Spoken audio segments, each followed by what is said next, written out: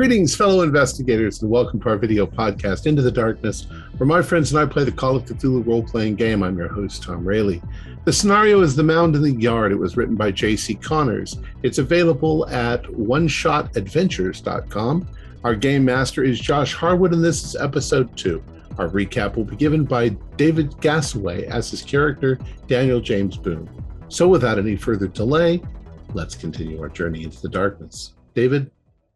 Thanks, Tom.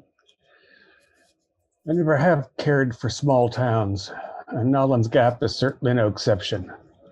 I was interested to get the call, and Cynthia Forrester and I came right up expecting to figure out what the strange new earthen mounds in town were, but we were so far unable to match them to any known phenomenon. They may emit noxious gases, and they smell terrible, and they came from nowhere, which would be fascinating if the situation around them weren't so menacing. We met the sheriff and the medical examiner at a diner. Before we left there, we learned that there had been a machete attack in the woods nearby, although the teen attacked was not injured very seriously. Thing is, it's the 10th anniversary of a murder spree when the long-handled killer, as he's known, murdered 7 people at the chicken farm with a machete. And the 3 strange mounds are all near the homes of survivors or family of these murder victims. The convicted man, one Mitch Meacham, has escaped from death row. And Emmy's brother and his wife are missing. And, damn it, the deputy's been brutally murdered in the cop shop with a rusty machete, and Meacham's records destroyed. Add to all this that the sheriff is acting all squirrely and evasive, and we didn't sleep well. Nor did we wake up in a peaceful small town thanks to one Joe Royce. Okay. So, that's where we pick up. We pick up you guys have just walked past the massive mob that is starting to appear. They're now spreading out, going into the town in small groups, and they act like a community walk. So you'll see them go up and down the streets. They'll be looking in people's backyards, and Joe Royce is at the center of it. He's walked off in another group at this point as well. Yeah. Now, I was told that the reinforcements from the state were going to be here. Are they here yet? There are, because you're not far from the police station. So at the police station, you'll see there is another vehicle there, a vehicle that wasn't there yesterday. I hope it's the marshals. So I'm gonna go. I'm gonna go over there and take another look to make sure to see who's decided to stop by. I hope they're sending helicopters behind that vehicle. Well, I hope they're sending a cop out with us to check on the mounds. I mean, they can just stand there, but I want somebody standing by in case some machete-wielding monster comes out of the woods and chop their heads. Don't worry, Cynthia. I'll be with you. It's been my job to come join you with the investigation of the mounds, and that's what I intend to do. But I just want to make sure that the people I was told who were going to come sort the situation out are actually here. So, Lewis, when you enter the police station, even looking in, there are 2 gentlemen, and then the deputy the other deputy, the part-time deputy's in there as well. But there's 2 other gentlemen and the part-time deputy. Good morning. Morning. Are you Detective Lewis? I am Detective Lewis. Who might you be? I'm Jameson, and this is... it's going to sound weird, but this is Royce as well. No relation to the madman out there, though.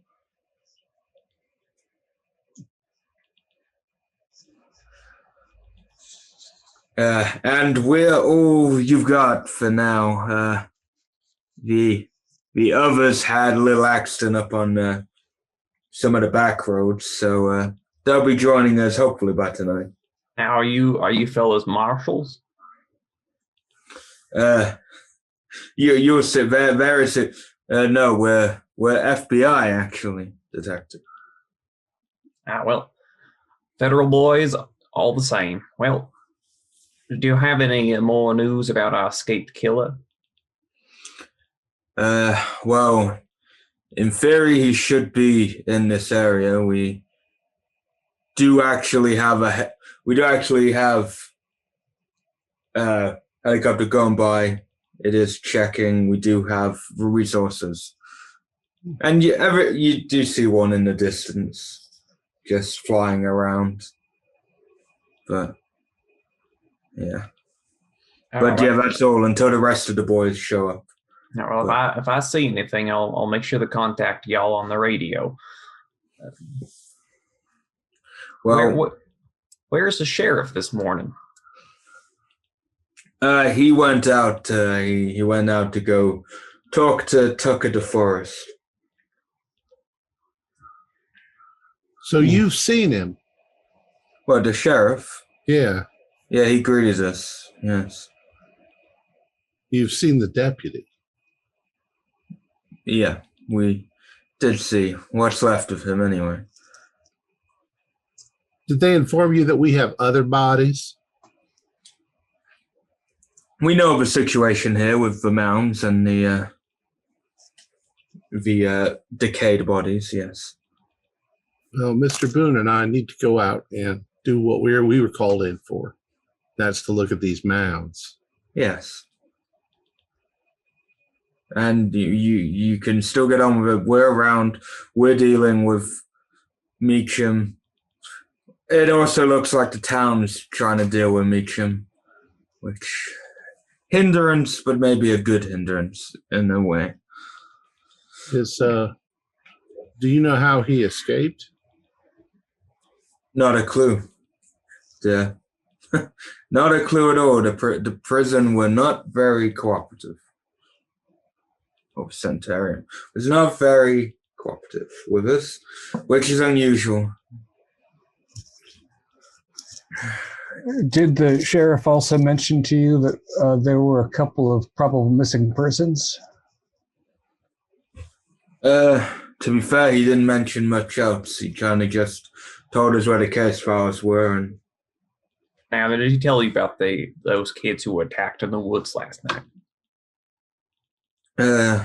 No, but the deputy here did inform us.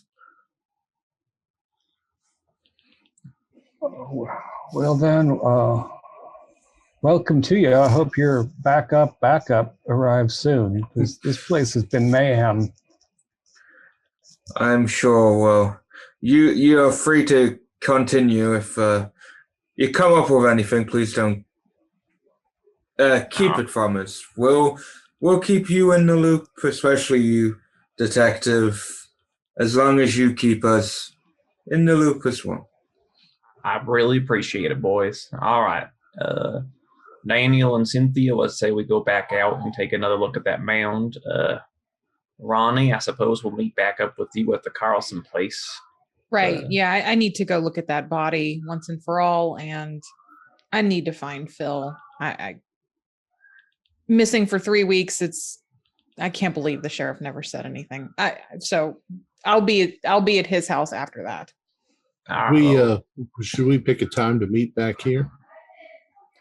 Now we're going to meet at the Carlson place. So we're going to go back to Lodi's place. Take another look at that mound you were looking at the other day. Make sure that we're going to check up on Jim's little experiment that he set up there, and then we'll meet.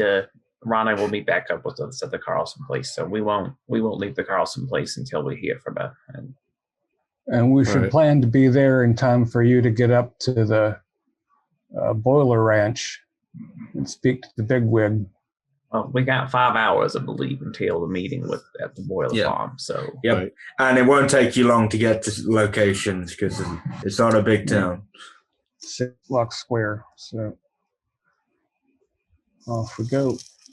Okay, so as we're with Ronnie alone, we'll stick with Ronnie as you're going to the morgue. The part-time deputy will join you. He's a very skinny man, quite tanned. He doesn't look like he kind of looks like someone who shouldn't be a deputy, but is because they don't have the manpower. So What was his last name again? I don't remember what name I gave. Oh, okay. That's why I'm just referring to him as name, the deputy. Deputy, right. Was it Jefferson? I think you're right. Yeah. Yeah, Jefferson. That's All right.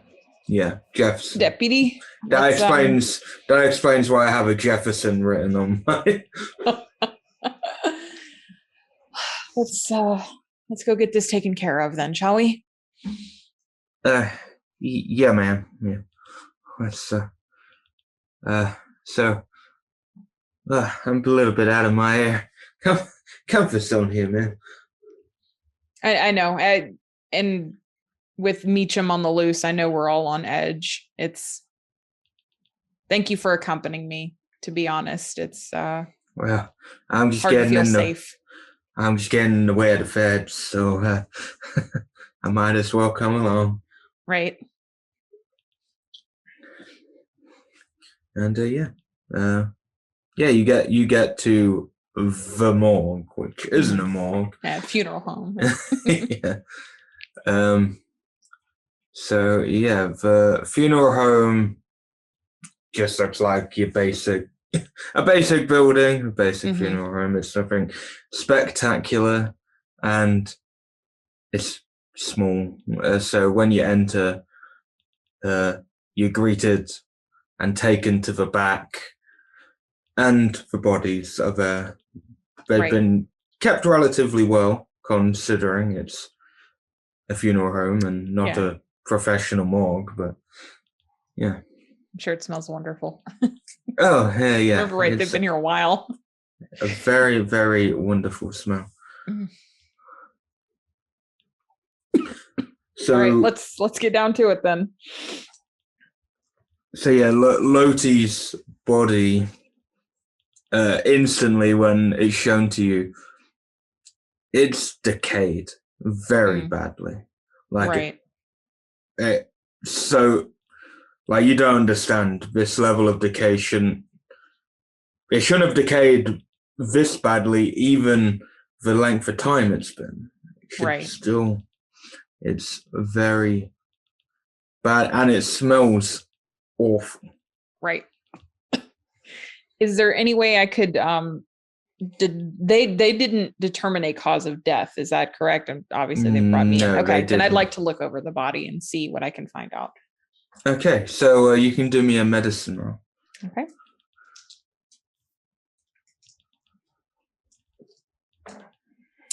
Oh, that's a regular success.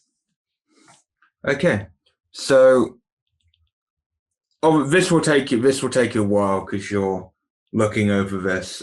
There's not a lot to look over, so we can say it maybe takes you an hour or so. Okay.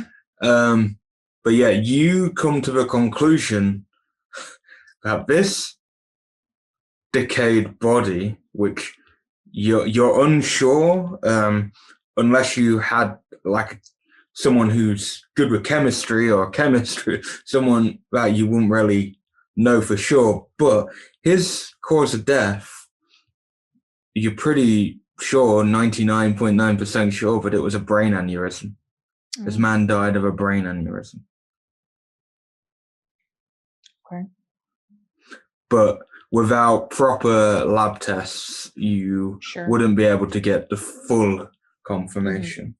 And is there anything, I mean, I know that he's in an advanced state of decay. Aside from that, would there be anything notable about his body, aside from the aneurysm, something that stands out as just strange? Yeah, so obviously he's been left a bit, so you'd maybe expect to see a few nasty bugs around, especially where it's not being kept perfect, but well enough for. But you're seeing these really weird, long bugs, but they don't look like something you've seen before. Okay. They, Could I like take one like for Yeah, you can. see, like put it in a jar or something? yeah. Okay. And when you pick one up, even you're picking them with, I assume, like Yeah, I've got tweezers or gloves and whatever. then like Yeah. tweezers or something. Yeah. Even doing that, just a slight press on them, this like black liquid comes out of them. Ooh. Well, I'm not an entomologist, so I'll put this away. Perhaps it's nothing, but maybe it's noteworthy. And did he come in with any possessions? Do they have like his clothes or anything like that? The clothes are literally in the pile. They're in that pile. But all else that came in with him was a wallet, which just had his ID and a couple of dollars. That's about it. And that's all that he had on him. Okay. And judging by this state of decay, even though I know when he was found dead, if I didn't know that as a doctor, when would I have thought he would have died based on this state of decay? When you'd have thought he would have died. Like if I had no knowledge that you had no. Going by this level of decay, maybe like 6 months ago. Wow. Okay. Maybe even longer. Interesting. And we do know for sure that it is Lodi. You had the ID. Okay. Yeah. And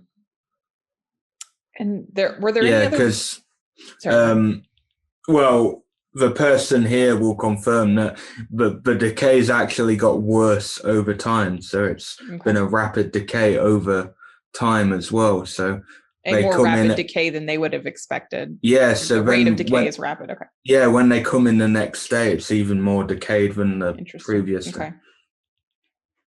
And were there other bodies, or was it just Lodi? Well, there is the deputy as well. The deputy, right? Yeah. I'll look him over. He doesn't have that strange advanced decay, does he? He looks. I mean, no, he's the normal state of decay from the previous evening. Yeah, he's normal. Obviously, you gave him a check over anyway, and you just come up with the same. Okay.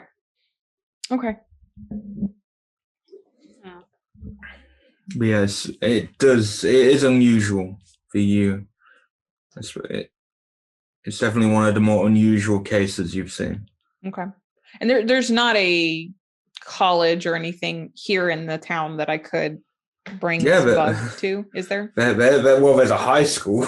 That's probably a science teacher, but the high school science teacher, they might be able to help you. Maybe, yeah. But, this does not look like any bug I've ever seen before. No, you think it was like some kind of really long maggot, but okay. Well, with that, I'll I guess hand him off to the funeral home to officially, sign off the paperwork, cause of death, all that. Hand him off so they can actually give him a proper burial, and then head over to the Carlson house. Okay. So in all this time, so that has obviously taken you a while, especially with the autopsy.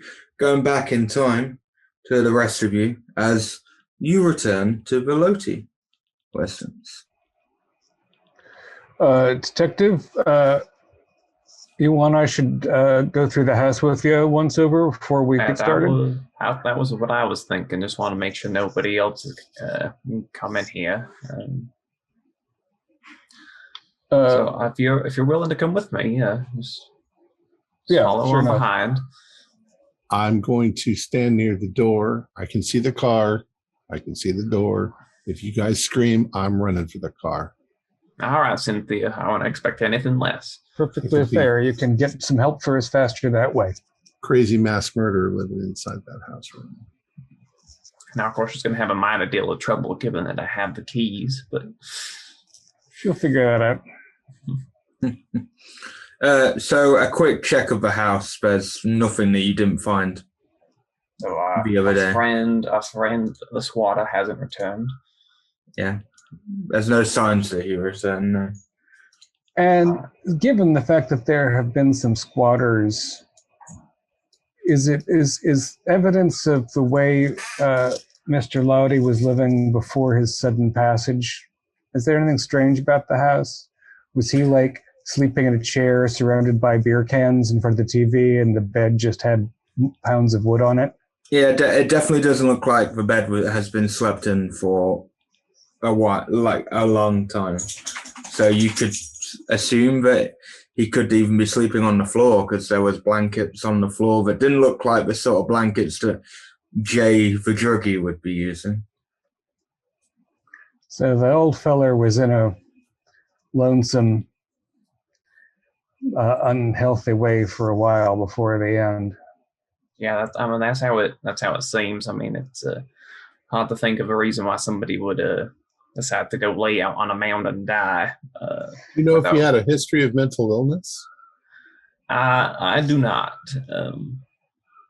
I'm worried if it's something. I mean, if it's something that got him from the mound, some kind of sickness or some kind of chemical agent. I hope to ascertain that as soon as possible, so we ourselves don't succumb to a similar fate. That's a fine point. Cynthia, you wanted me to run back at the mound? House looks clear. Oh yeah. Well, it's right out there in the yard, right? Yeah. Oh yeah, in the backyard. Yeah. Okay, I'm gonna walk back out to the mound if they're about to come out. Yeah. When I look at the mound, other than the stuff that we did yesterday with our little bit of digging, is it like a perfectly formed, or does it look like just a bunch of dirt dropped there? Does it look like it was pushed up from inside or dumped? It looks like it was pushed up from it. So it's like arisen perfectly into that mound shape. Okay, and was there any evidence? Now they found his body on the mound, correct? On top, yep, on top of the mound, yeah. Had he done any digging that we could see? No, there might, when you first originally seen it, there might have been a few like holes in there that someone might have dug into. So you could assume he might have. There was the boy who was squatting here saw somebody digging up from the mound, put it in a box and taking it elsewhere the other night. After what you guys just said, now I'm starting to think, well, what if we're exposing ourselves to some sort of poison, that he is exposed to and then he died? Yeah. All right.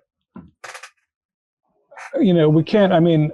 It's true. We should check for radon, but that's not something's going to act on you right away. If it's anything bacterial, then we're just covering our face. We're outside. We should, we should be mindful. I wouldn't eat any of it. Well, if I have gloves, I'm going to wear my gloves. Yeah, no, you would have a correct. You definitely have the correct. Because should be in a hazmat suit. And how's the fresh pile of grass and clover I dropped on top? Well, we'll get to that. So they aren't there, but where you dropped them, there are 3 lengthy black maggots-like things. What do you mean lengthy? Like they're long, but they have that texture of a maggot. But they're like a couple of feet across. Like how long is long? They're probably like a foot, maybe a foot and a half. Oh my god! And is as big around as a pen? Yeah, about big around as a pen. So, now, what in God's name are those? I'm not an entomologist, but at the same time, I know that maggots are little itty bitty things. Yeah, they look overgrown somehow, or they definitely look longer than you'd expect. Well, a lot longer. Yeah. So yeah, and they're moving in a circle. You say? Yeah, they're kind of moving where you put that pile. All right. Well, I'm going to give them another little snack. Gonna give them a little snack. Just tear up some more, some sweet grass and drop it with a little bit of distance from these things. They got no legs at all? No legs. So they're like big black worms, but a little bit more segmented and vile, like maggots. Yeah, basically. Maggots would like rotting meat. Now, if the body was as rotted as that, is very strange. So one thing you notice about the mound as well is it's not as tall as it was yesterday. It's like it's sunken a little bit. Is this earth moist or just like fresh loam? It's more like fresh loam, yeah. Okay, so it's not soggy, I guess. No. Well, shall we dig some more and see what we can find? You brought the shovels with you, so. Yeah, I think I want to see if we can ascertain roughly where the center is and see if there's some place where this matter was emitted. Okay. While disturbing is, I'd like to go sort of make a wedge cut through the damn thing. Should we knock the? Well, all right. Did the worms show any interest in the fresh greens? No, they kind of just circled around them. Let's try this. I have a bologna sandwich. Let me take some of the meat, because if they're maggots, they should be wanting to eat meat. Rotten meat. So you're dropping it in the place, yeah? Yeah, some pieces of it. I still want to eat my lunch. These three long maggot-like things, just like they go really quick towards them. Towards carnivorous. We got to be careful. Well, I guess we have some idea what happened to Mr. Lodi at this point. I'm surprised they didn't eat him up completely. Yeah, well, they use maggots in medicine because they only eat the dead flesh, not the living. But bologna, I don't know whether that counts. You'd think the preservatives and nitrates would keep them out. You'd think. Nasty little buggers. All right, I'm going to get to digging. Okay, so you're digging, and as I said, it had sunk a little bit. So after a while of digging, because you did some digging yesterday as well, so I'll count that on too. So you get quite a bit down, and you notice that you get a bit down, and going into that center, you notice there's some like old wooden slats. They're hard. At closer look, they're nearly petrified as well. Could there have been a house here at one point, maybe in the 1700s or 1800s, and has been buried? Well, they also pressed together with steel banding. So you'd be unsure. You'd think maybe it's a pipe, just from look, without going further down, because you're only seeing the top bit of it, so you're not seeing. Or a barrel, maybe. Maybe. Yeah, barrel, a pipe, something like that. Pliers or something, and pull a chunk of that out so we can look at it. It does give. It isn't literally petrified into stone.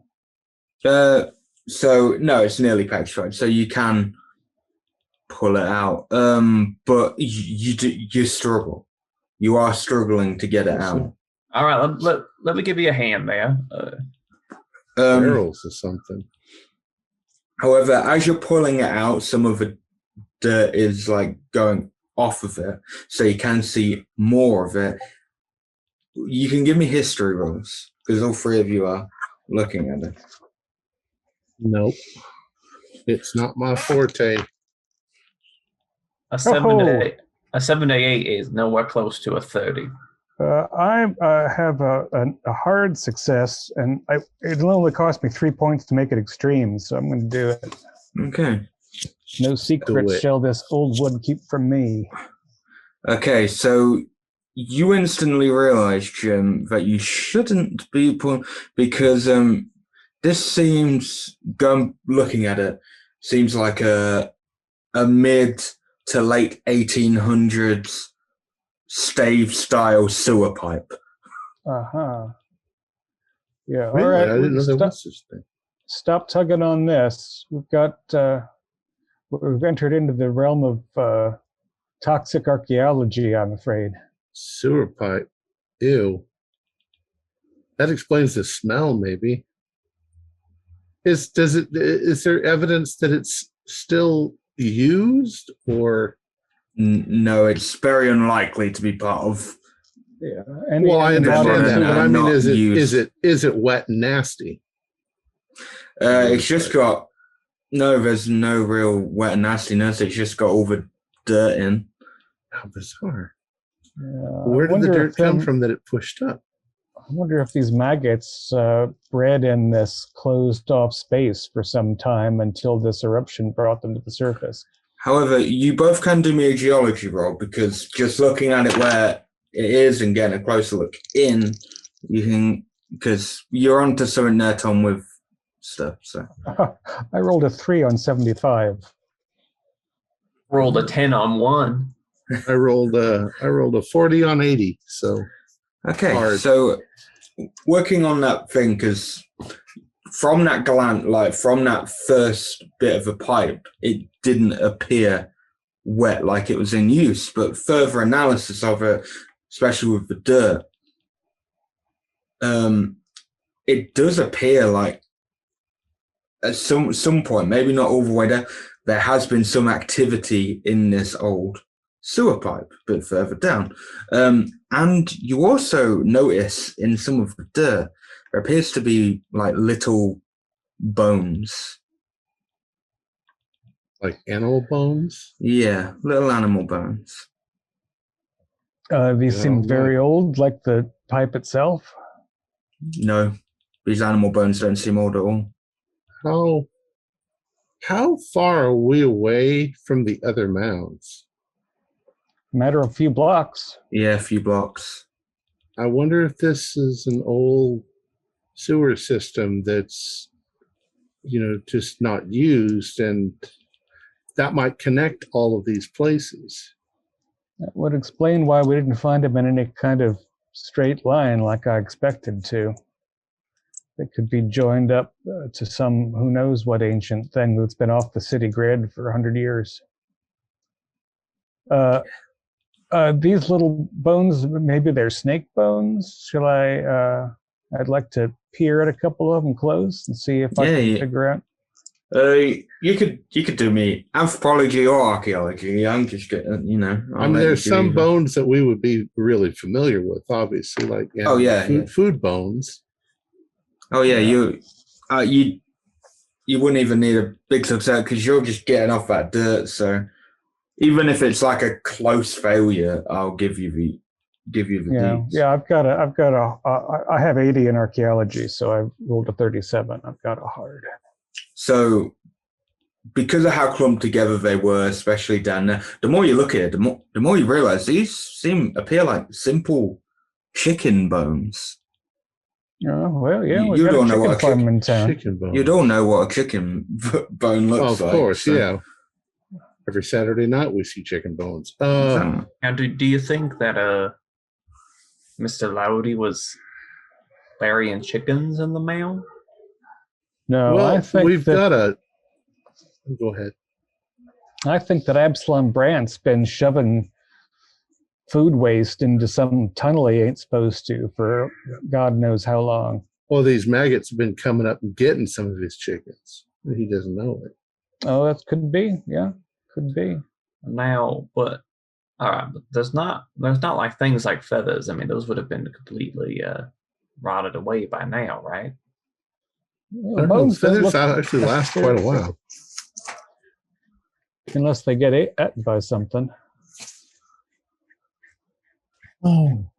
Now, I guess if we meet Dr. Carlson over at the Carlson place, maybe we can learn a little bit more about what happened to Lodi and see if there's another one of these pipes in the other mound.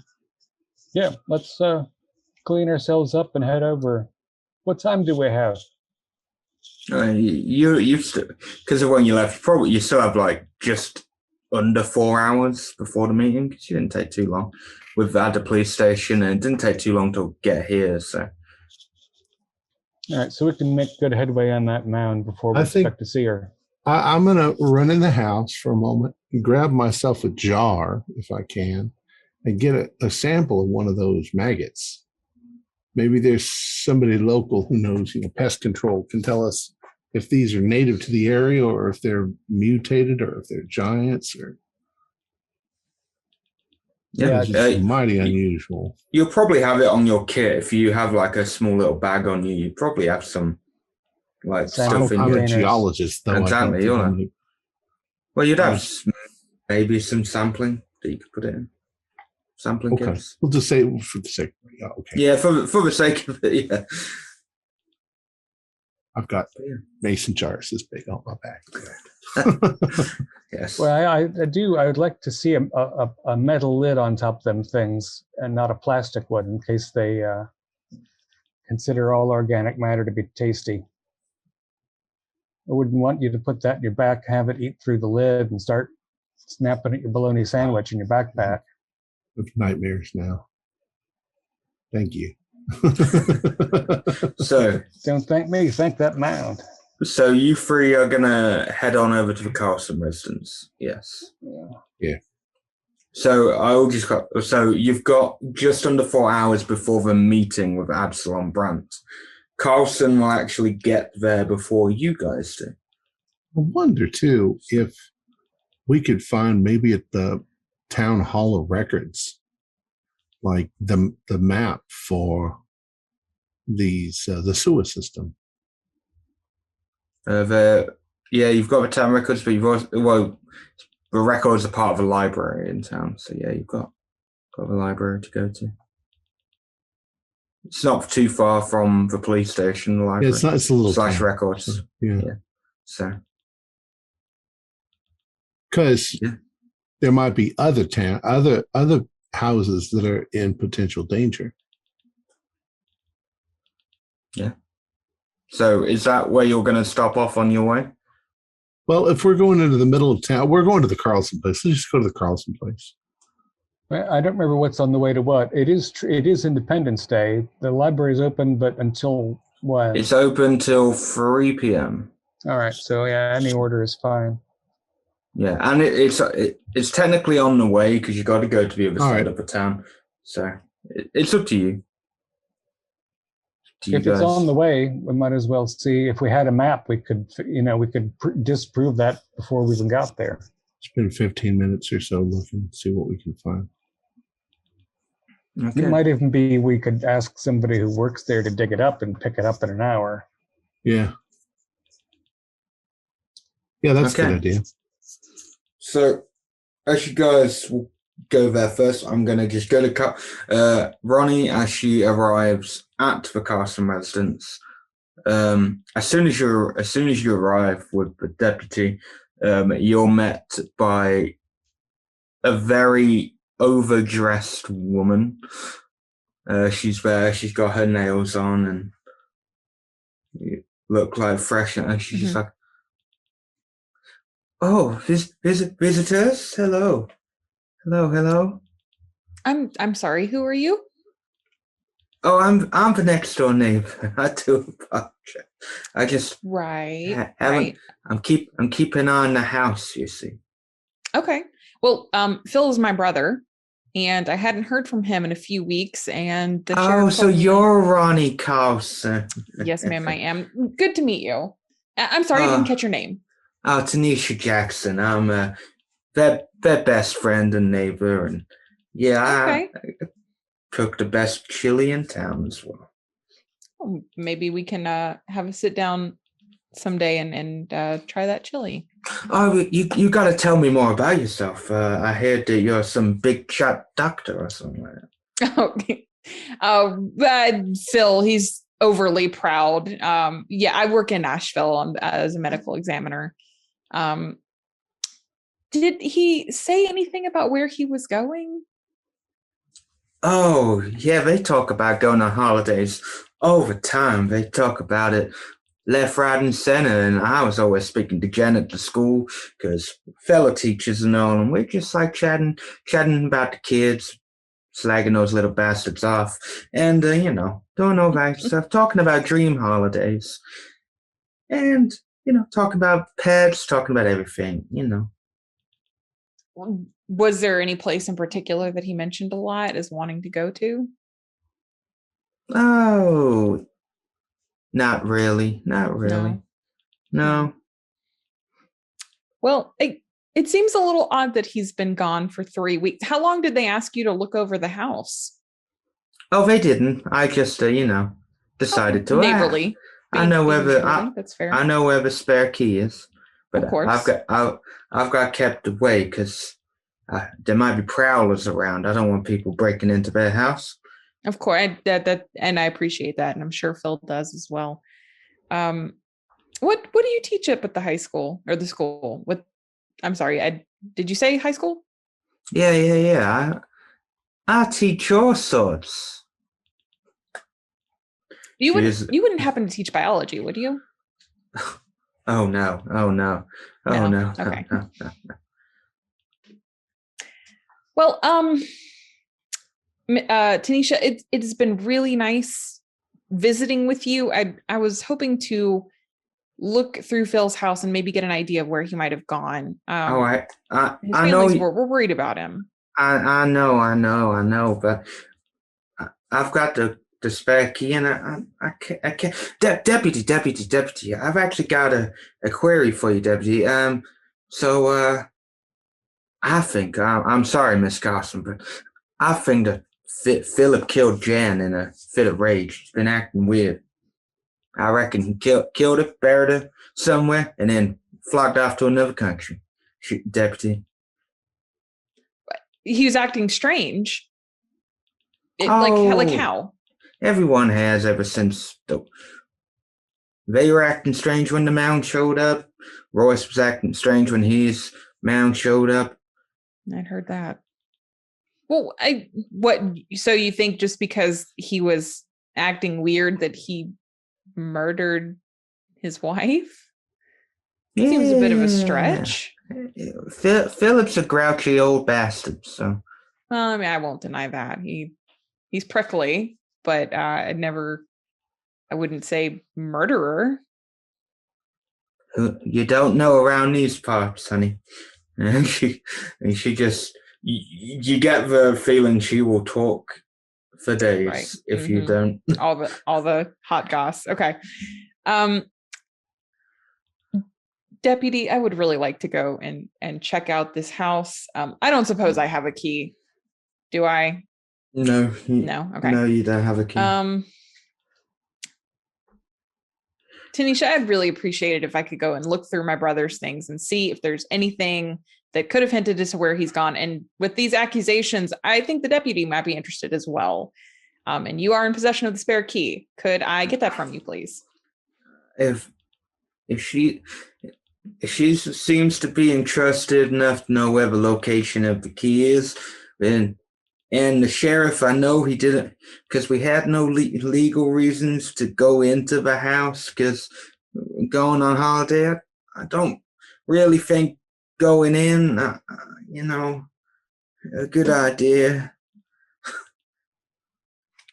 I've got to check with the sheriff, please, because otherwise I don't want to get told up.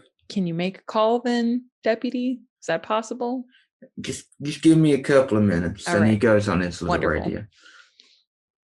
Meanwhile, at the town records / library. So the three of you are there. You're at the library. Let's see if we can find old records for the town's planning. Yeah. when you enter, you're met by a man. You don't know, but he's old, but he's 72 years old. I would say. Fred Pedersen. He runs the library / records. Mr. Pedersen, nice to meet you. We are looking to see if Why? we can... Why you're gonna have to speak up? All right, Mr. Pedersen. We need to find the records of the sewer system, the old one from the 1800s for the town. The old rat catcher. What? The old sewer system. Is there paper? Yeah, there is paper on this. All right. He's gonna write you what you need to do. He stuck what in the what? All right, I'm gonna write down our request for old sewer system maps or any kind of other underground infrastructure of the town. Town survey maps, all that sort of thing. Oh, 19th century. You on the sewer city back furthest back in the town's history. You'll find it somewhere in there. I will warn you, I haven't sorted through that in a while. Thank you. Thank you. You're welcome. In a library, Cynthia. Do not cut into small towns. You Don't can like them. You can do me the wonderful, wonderful Call of Cthulhu role of a library. No, not me. I got a 99. You didn't sleep last night. I got a 45, which is regular. I got an 06, which is a hard success. He's a Okay. detective. So I am a detective. He's a Apparently, that means detective. I'm good at I could spend 2 points of luck to make it an extreme, but I don't I think know- it's going to be necessary. I just need a hard detective, no, and 6 isn't it? that's what you got.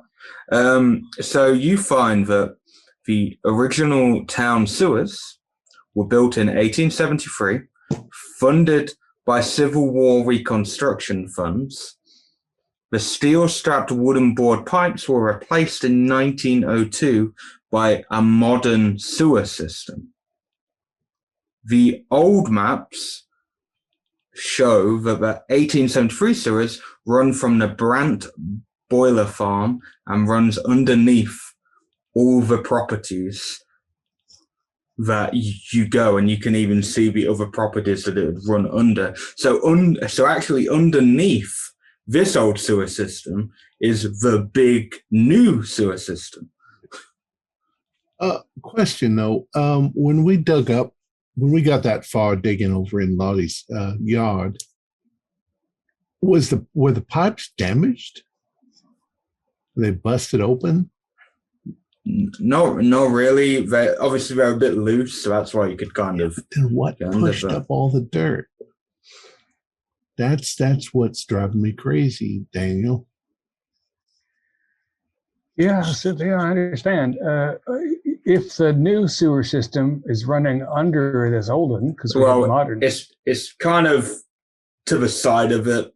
Under, it's not directly under, because then you'd question how they built it without removing the. Right, it's a different, more efficient map. It right. probably ran down in a tree in the old days, and then we also does the map tell us where this drains into, the new and the old?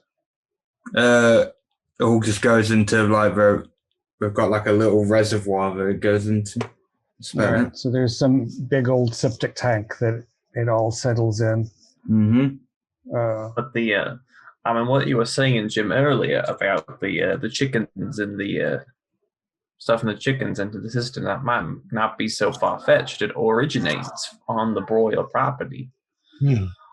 How big was the pipe? No, not very. Probably tiny person crawl space. So that's still pretty big, though. So yeah. Maybe 2 feet across. Yeah, approximate that. You.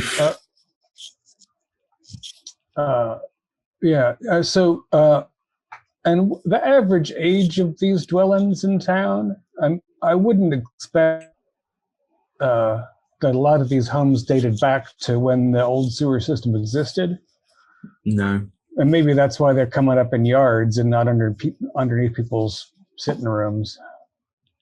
But it's not like there's a clear correlation between the Brandt house, the Lodi house, and Royce place. They're just everything's somewhere in the spider web. I'm surprised that these people don't have real rat problems. Seems like the rats could get around all over the place in those tunnels. Rats will eat chicken. Rats will eat bones. Rats will eat wood. Sure. They would have eaten the wood. I mean, if these worm things are as carnivorous as we think they are, then they'll keep any rats out of those pipes. Sure enough. My God, what would the flies be like once those maggots turn into? If that's a maggot, what's a fly? Jesus Christ. Speaking of which, I'm going to look at whatever passes for entomologist text in this backwater and see if there's some indication or if there's the fabulous world. The fabulous world. If there's anything about local insect life, maybe this is not as anomalous as we figure. To be fair, all you find is basic stuff. You don't find anything on weird, long, blank. Yeah. They probably have vector control, but it's probably county, so it might not be anywhere near here. Now, there isn't like a dusty old section in the back that's under lock and key that says restricted on it. Big old padlock, nothing like that. You're the detective. You find anything. No, there isn't anything like that because you got hard searching for all that. You didn't see anything suspicious looking like a big box that said don't look in this box. I don't think we're going to find anything about these little critters here. No, I expect we won't. All right. I expect the good doctor will be up at her family place by now. Let's meet up with her and tell her the good news. You know, we aren't in the 1920s. We could just get on the phone and talk to somebody and describe the thing. I could do that. Call down to the university. There'd be a phone in the library as well. Yeah. Somebody at Vanderbilt might have heard of this thing. We could even slap it on the photocopier and have them fax it down. Well, let me try vector control Don't touch first. We deal usually with insects and pests. Okay. Yeah, you can get a hold of vector control.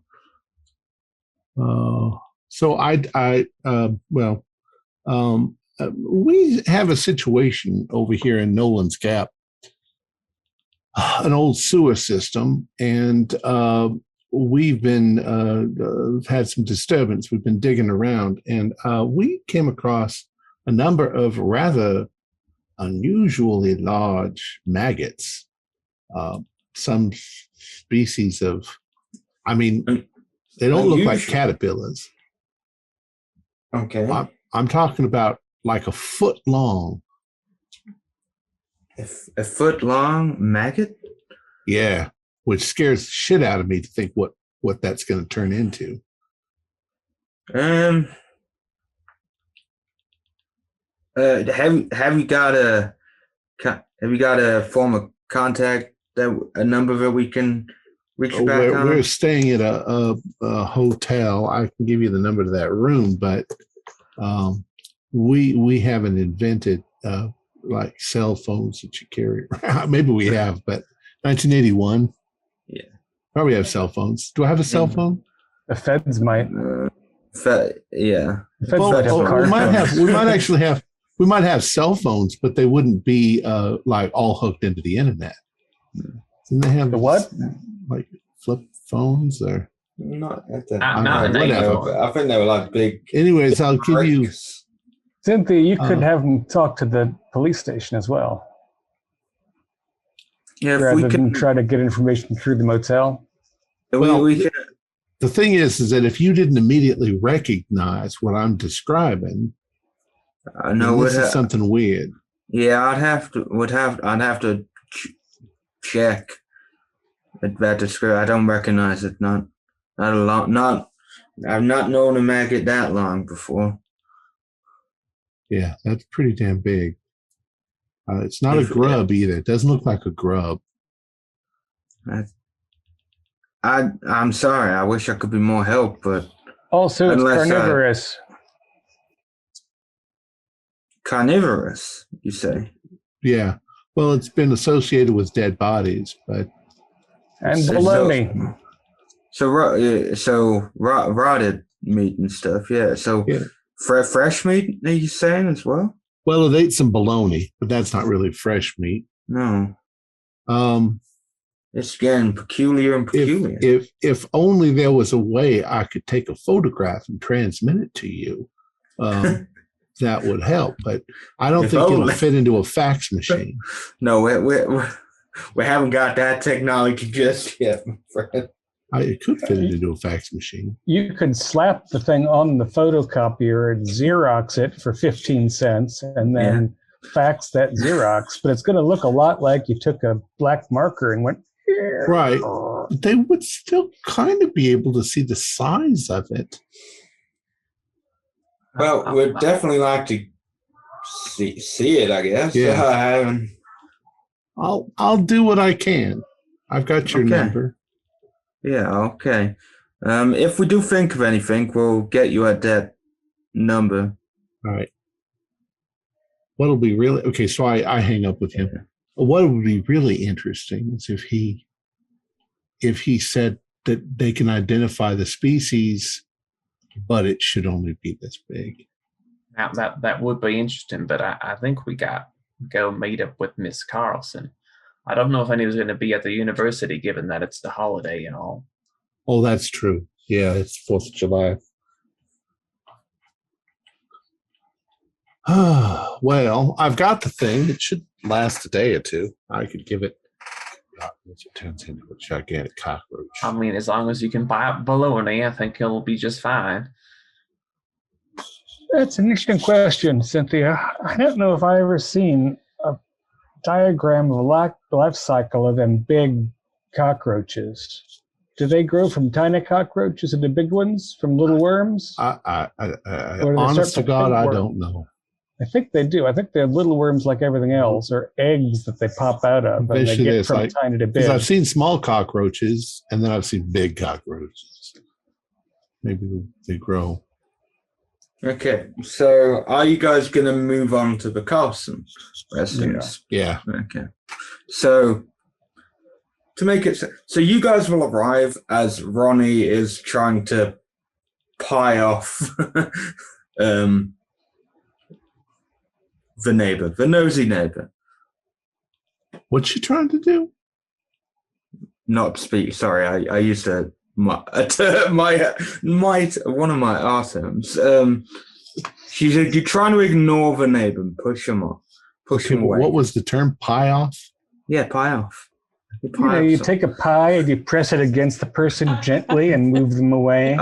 I'll explain after.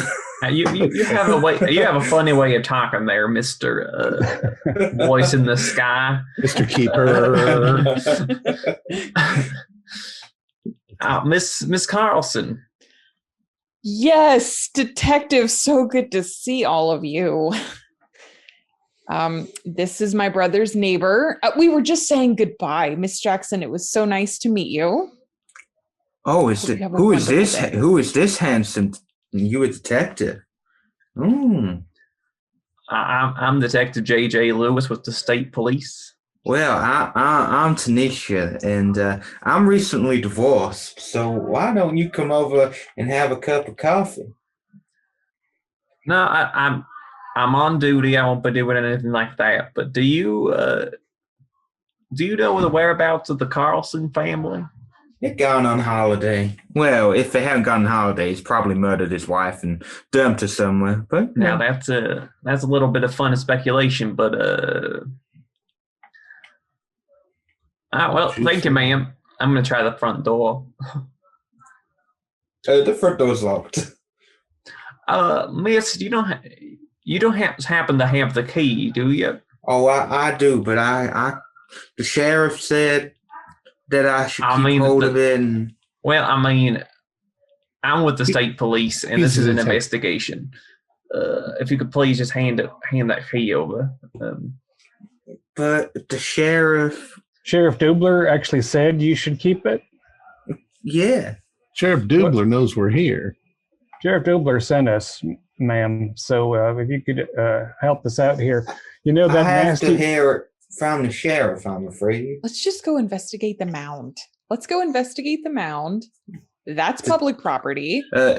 Any of you who are speaking to her can do me a persuade or something like that. All right, I'm gonna try to persuade her using my authority as a lawman. 85 is not gonna do it. I will She's not spend the falling by luck. your shit. I'll spend the 3 luck and make it a regular success. I got an 11. Oh. Wait, what is my persuade? Can't read. Hold on. You should piss. It's 10%. So I'll spend 1 point to make it a pass. Okay. Yeah. That's well room. Yeah, between I say, get the hell away from here. Give me that fucking key. Jesus, here's your key. Thank you. Whoa, you feisty. And she just walks up. Ronnie, you're a medical examiner, so you've seen dead bodies before, yeah? Yeah. Yeah. Ever seen a maggot like this? I'm showing after what's his name goes. Yeah, of course. I'm pulling out the jar of my own. In fact, yes, this was found on Lodi's body. Well, and not just this one. They were all over him. Wonder if we should make sure that gets incinerated real quick before they get hungry and move on to other. We know that those worms will eat bologna. Ooh. Yeah. They might eat fresh greens, true.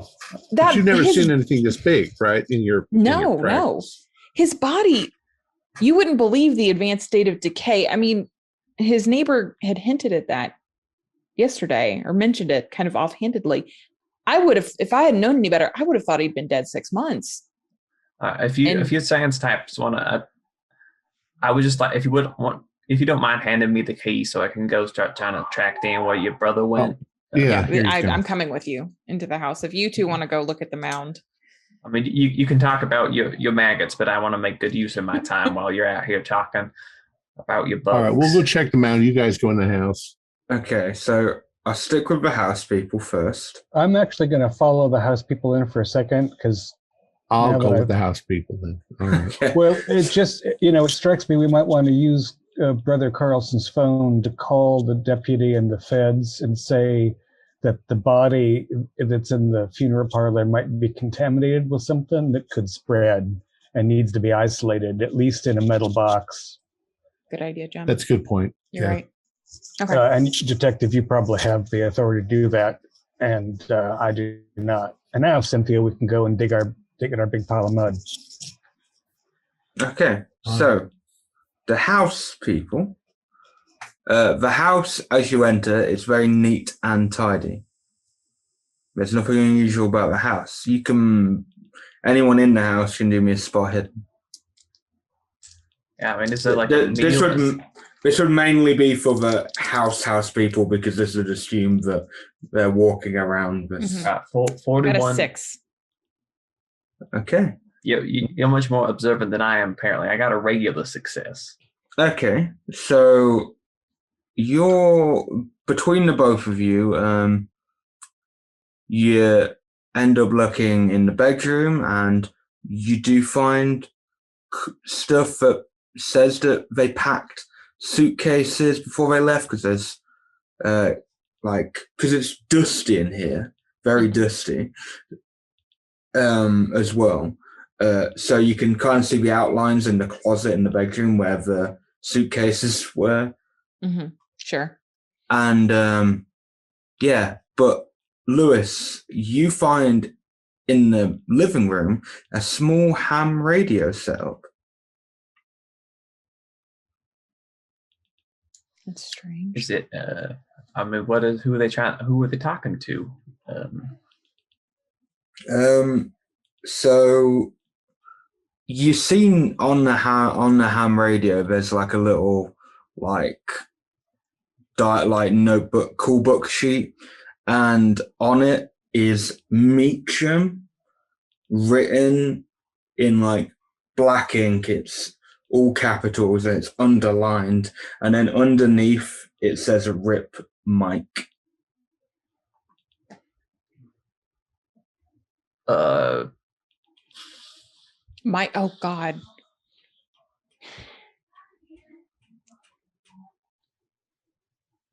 What is it? Is there a frequency next to Meacham? Yeah, there is. It's like to be fair, it actually hooks up into like the police radio chat. So he's been basically he's been monitoring police chat from this ham radio, from what you gather. Did he go trying to what is that? Did he try? Do you think that he tried to go find Meacham himself? I mean, look, R.I.P. Mike, and that. I mean, that was our brother. But I mean, this was 3 weeks ago. I know. I don't. I mean, he didn't escape. Like he just escaped, right, Lewis? Like it wasn't just. Yeah, he turned on police chatter. Unless he didn't go down there and try to kill him and accidentally turned him loose. Vigilante justice or something like that. I don't. Yeah, at the minute. I would say that doesn't sound like Phil, but the neighbor said he hasn't been acting like himself. She was even convinced that he killed his wife. Yeah, you will notice that the ham radio setup isn't working properly either. So you'd have to fix it to get it properly working. Right, no one seems to be in their right mind around here. I don't. I'll tinker with it. I have some repair skill. I actually need an electronics. Straight up electronics. I don't have that. Good luck. No, I don't. I don't think any of the. I don't think any of your pre-gens have that wrong. It isn't. They don't have any like mail piled up. I'm like in the mailbox or anything like that. Anything of note. Other than not really, but there are some bills in that, but yeah, nothing unusual. All right, now is there like spoiled food or anything about the house, or like things in the fridge that have gone bad? Like nobody's been here, and I mean they've been gone for 3 weeks. The dust is settled. So when you looking in the kitchen and that, you notice there's some like canned tin food and that. In like cupboards and stuff, but there's actually barely anything in the well. There's nothing in the fridge, nothing that would go off. So it looks like they have cleared everything that they would think. So this would tell you, Lewis, that they were preparing, or maybe one of them was preparing to leave for a long while. Right. So I mean, they were planning for a long trip, and there's no like signs of struggle in the house. No, as I said, it's neat and tidy in here. There's no like, because you'd be no stains, no questionable stains, no nothing. I mean, Lewis, you might have a point. You might have a point. We're at the anniversary, right? It's like the 20th anniversary, Keeper, of the massacre. 10th, yes. But it is like the anniversary, right? Yeah. It was clearly on his mind. This R.I.P. Mike, maybe he decided, and with all these mounds, no one seems to be thinking straight around here. Maybe he decided to take matters into his own hands. Doesn't seem like Phil, but again, this was 3 weeks ago. Well, yeah, I'm not because he escaped, but because let's see, the mounds popped up around 3 weeks ago, right? Right. That it got into his So- brain and he and- wants to go kill him himself We're- now. Yeah, like we're coming up on the anniversary. Mike's on his mind. He decides to take matters into his own hands, maybe. And then I don't necessarily, you think we would have heard something, or you would have heard something. And Meacham didn't escape until yesterday. So I don't know. I mean, I try to put through for a list of visitors if anybody went to see Meacham. Good idea. Yeah. Yeah, you could easily get that sorted. So while you two are in there, I'm going to go outside to the mound. Okay. So Jim and Cynthia. So yeah, you see pretty much the same. It's a large mound of like black dirt. However, this mound's actually police taped off. I wonder why. Well, the deputy's actually here with the part-time deputy's here with you, so he can tell you the Carlsons, as you can see, there's a little play park just over there. We didn't want the kids coming in, and especially after the Lodi incident. Right. That makes sense. That's good. So, first question, it's roughly the same size, shape, and stench as the other one? Yes. Because you both successfully looked at the previous one, you don't need to do your geology rolls because you'll notice if there's anything different. So this mound has clumps of tar-like material, and they have a faint smell of sulfur if you look deeper. So when you say tar-like material, is it something that is sticky at the moment, or like solid sticky. Asphalt, or yeah, like sticky, sticky, black, maybe resinous. Yeah. All right, I'm gonna try a pencil poke on it. What's it? Does it make a string when it pulls back? Yeah, there's a little string, not a big string, just a little string. Tar has, and then does it snap back? Yeah, but it's not like an instant snap back. It's like there's like a little delay and then it snaps back. You said it smells like sulfur. Yep. Would you say that tar smells like sulfur? No, but if you burn sulfur, it does turn black and tarry. So both you can do me a natural world roll for me. Oh, 2. Good. That's my. I got to see what my score actually is. Natural world 50. I got an extreme. So Cynthia, you notice you could tell with these clumps, these like in the clumps, there is biological material in there, and because of the role you got, there seems to be weirdly decomposed bird eggs in this. Like material. Chicken eggs? Yeah, like chicken eggs. That explains the sulfur smell. Once again, everything's pointing towards that chicken farm. Yeah, the boiler plant. Deputy Jefferson, you were working there last night. Yeah. Is the boiler farm everything's functioning normal up there? Yeah, everything's functioning normal. Obviously, we have Deforest. He's been helping ever since that hay farm went a bit out the window. That's right. Did the sheriff tell you why he wanted to talk to Deforest? Well, he's sort of not.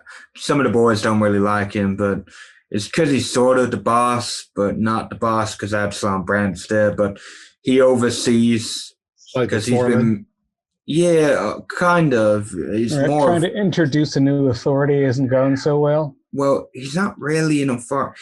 He's more of a scientist, if you can call him that. He's been helping. Well, no, he's been working on making better chickens, producing better chickens, bigger, fatter chickens, juicier chickens when you cook them. How long ago did he lost his farm to a fire? Is that right? Yeah, they lost the hay farm. Had a few fires, but it's still there. The hay farm's still there. They There's had still a few work. fires, and then he went up to work for Mr. Brandt. Yeah, there's people still work at the hay farm. It doesn't bring in that much, which is why Absalon actually helps out, send some money over, and then they send some workers over. Mr. Carlson here worked at the hay farm. Are you a long-term resident, Deputy Jefferson? Well, I've been, all my life. You could tell just by how long.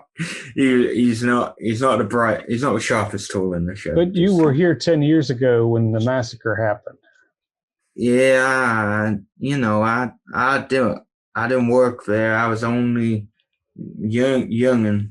Right. Biggest news in town. Do I remember that the only people who came out alive were Absalom Brandt and Joe Royce? And Meacham. And Meacham. Yeah, Meacham and Absalom Brandt. And it's only a rumor about Joe Royce because some people say he was there, some people say he wasn't there. So did anybody ever say maybe Absalom Brandt killed everybody and then conked Meacham on the head, and that's why Meacham had a head injury and didn't say or remembered nothing? Well, that's one of the theories that some of the Meacham's friends say, but I don't know. I don't know. When something like that happens, and he didn't really defend himself well, and So, I'm sorry. What was the guy's name that you said was trying to make bigger chickens? Deforest from the hay farm. Deforest, right? And the sheriff's going to see him today, as if there's some sudden need to have a confabulation, which seems odd to me. I wonder. First thing I think of, is environmental impact. And we've seen gigantic maggots. Is he genetically engineering them? I don't know that that's possible in 1981, but using some sort of food supplement or he's been I don't really know. I don't really question it. And Absalon puts money into it, and he leaves him to it. He's a bright boy, but he has been a little bit off recently, but that's probably due to his breakup that he went through. But when you see Mr. DeForest, is he dressed in a lab coat? Does he work in a laboratory? Sometimes he wears a lab coat. It depends. When we see him, he's nice and chatty. He's a good man. He's a good boy. Well, good lad. He's older than me, but he's good. Nice fella. Cynthia, I'd like to take a core sample from this mound. Oh, sorry, Keeper, does this mound look like it's also settled? I mean, relative to the size of the first one? Yeah. And does it look like somebody's been digging bits out of it to, say, put in a shoebox and take home and start their own little worm farm? But it does look like there has been some small little holes dug into. Some divots have been made. I feel like we're going to see more of these mounds before. Does the town record also show that there is a sewer going directly underneath that? Yeah. Or as I said back when you're in the records, it goes through all of the 3 mound locations. Well, this is insane, but now I'm starting to think there's a giant chicken. It's using the sewers. That I think does sound insane, Cynthia. What I think is that this crackpot forester, who seems to have gone through an unusual number of personal difficulties in recent time, has introduced some new feed up the chicken farm that's causing other animals to grow big and juicy. Yeah. I mean, has he had success with making bigger, fatter chickens? Oh yeah. We have some of the nicest chickens. That's what we serve at the diner and everything. Yeah, we do. Oh, you mean you're already feeding has this all been approved by the yes. state? Well, his last batch was approved. He's working on a newer. He wants to improve it, you see. He wants to make them better, even better. Chickens too, the new batch. I hear you. I mean, it's not my area of expertise. We should write ourselves a biologist or Yeah. environmental. Well, I think first thing I'd like, if you would be so generous, I will happily buy you a chicken sandwich at the diner. But if you'd put another piece of bologna on this mound, I'd like to see whether our little friends just come right up for it. All right. You know, this is my lunch, but I don't want to eat chicken now. There's no way I want to eat chicken in this town. All right. Okay. Okay, so when you do that, no, there isn't. For a minute, but after about a minute passes, there is that.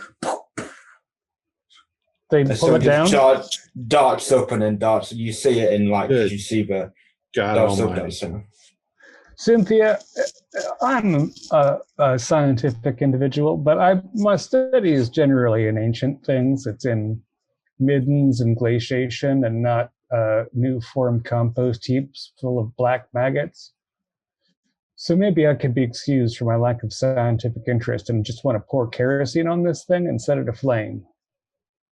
How do you feel about this matter? I think you're trying to kill these things off, but I'd be more inclined to try to find some poison and soak the ground with it, because your fire's not going to do much if they're 2 feet underground. It's true enough. But if poison soaks in, I mean, insects, it's an insect. Yeah. Yep. Well, it's an insect or something. It's insect-like.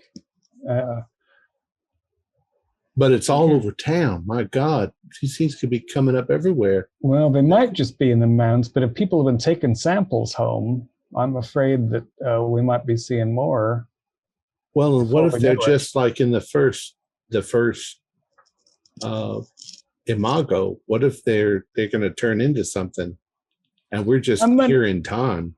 How many eggs does a fly lay at one time? 40,000? I have no idea. 80,000? I don't think that many, because there's not. Eggs is real small. Flies is real pernicious. As you're having this conversation, I just want to, Ronnie and Lewis, are you going to do anything else in the house? Or would you eventually walk outside to see what the other two are up to? I think I'd probably wander outside if there's nothing else of note to suggest what's going on. Did you know if your brother owned a gun? That's a good question. Do I know that? No, because you haven't seen him in a while. So that's fair. I'm gonna look for something like a gun safe or like a gun cabinet. Yeah, you would find one, because there are some people with. Yeah, you'll find one, and is it all there? Yeah, everything's there. All right. Yeah, I genuinely don't know what to make of this. I'm gonna go see what's in. Everybody keeps saying your brother and his wife went on vacation, and yet they don't have any specifics. No, how do they know they went on vacation? And now there's not, the car's gone, isn't it? Or was it in the garage? No, the car's gone. Obviously, their suitcases are gone. So there's clothes that have been packed. Yeah, it's clear they packed bags and left. Yeah, 3 weeks a little hard to try to follow the tire tracks. So maybe if they got in an accident in the woods, a lot of car accidents going around these parts. Did they leave before or after the mound appeared? After, not long after, from what I understand. And the neighbor said he'd been acting strange since the mounds appeared, which seems to be the standard around here. I mean, she was acting pretty downright strange herself. That's true. Sounds like. Oh, and there's a ham radio, and he had a note about our brother, the one that had been killed by Meacham, and he was obviously like listening to police radio.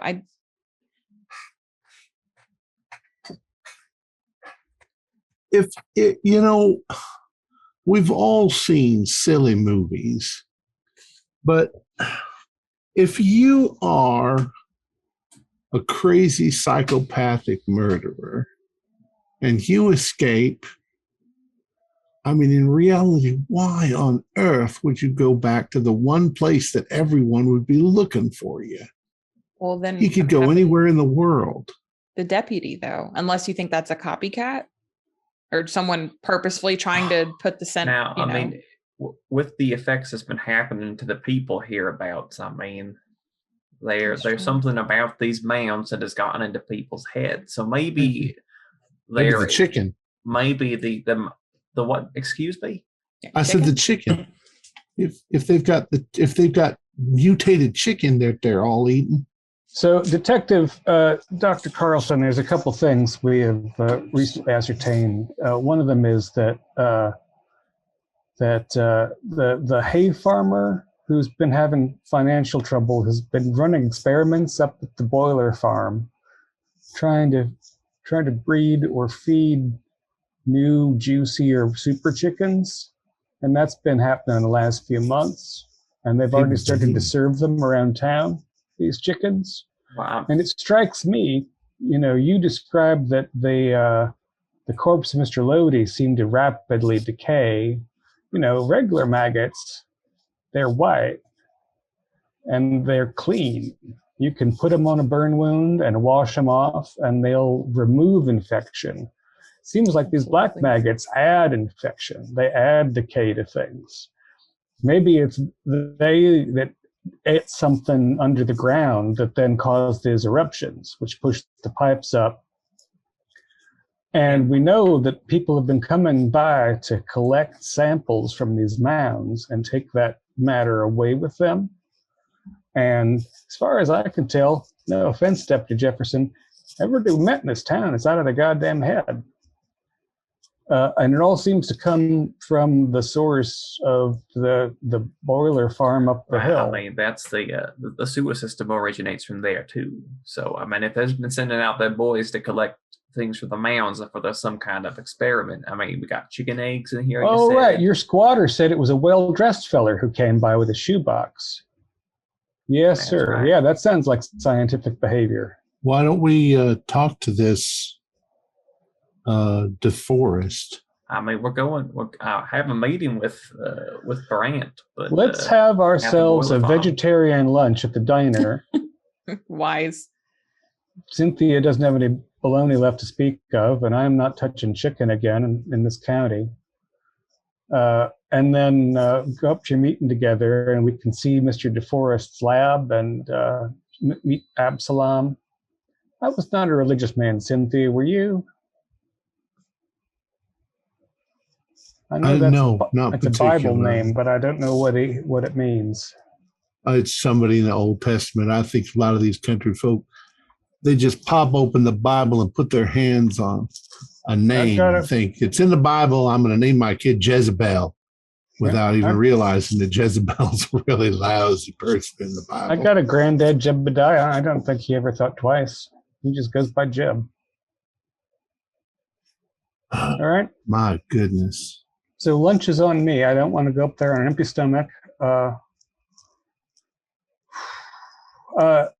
Any thoughts, Detective, about maybe you should use Mr. Carlson's phone to call the FBI down at the sheriff's station and advise them that in addition to murders and missing persons, we might have a hazardous materials issue involved.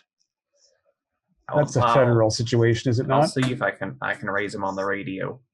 So, wait, who are you trying to raise? Sorry, I'm trying to get the FBI boys down at the station. Okay. So, are you going to do that while you're here or while you're on the way to the diner to eat? Or? I'm going to do it when we're no longer with our dear deputy. Yeah, he'll follow in car because he's going to stay with him. Because he has nothing like. Because he doesn't really know what to do. He's a tagline, but he's got his own car. So all right, he's not really too concerned about the angry mobs that are tearing up his his little town. He's a scared kid, really. Well, yeah. To be fair, if he wasn't a deputy, he'd probably be one of us. He'd probably attempt to be in that mob. All right, so I'll try to radio the FBI boys. As your attempt to radio, they're actually trying to get in contact with you. Detective Lewis. This is Detective Lewis. Over. We have another victim. Another machete victim? Yeah, decapitated, clean off, head clean off. Mr. Tolo Watcher. Not Whereabouts Mr. did it occur? Well, we went to go check out a Lodi residence because one of the kids said that they saw some strange activity in that Mr. Walkship's house lights weren't on, and he tends to have them on. So we decided to go check it out, and that's where we found the body. Head clean off, and his head was kept in.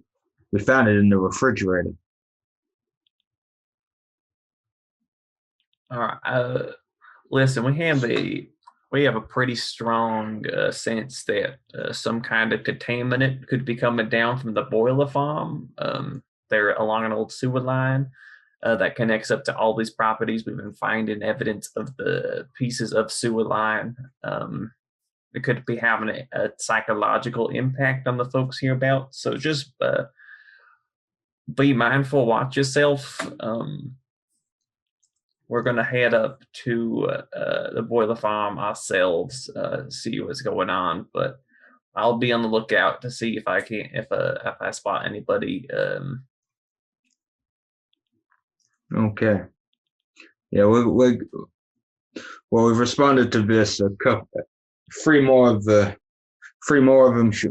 our team members showed up. So we're still waiting on a couple, but 3 of them showed up, and they're securing Mr. Walkship's residence, and we're going to respond to a disturbance at the high school.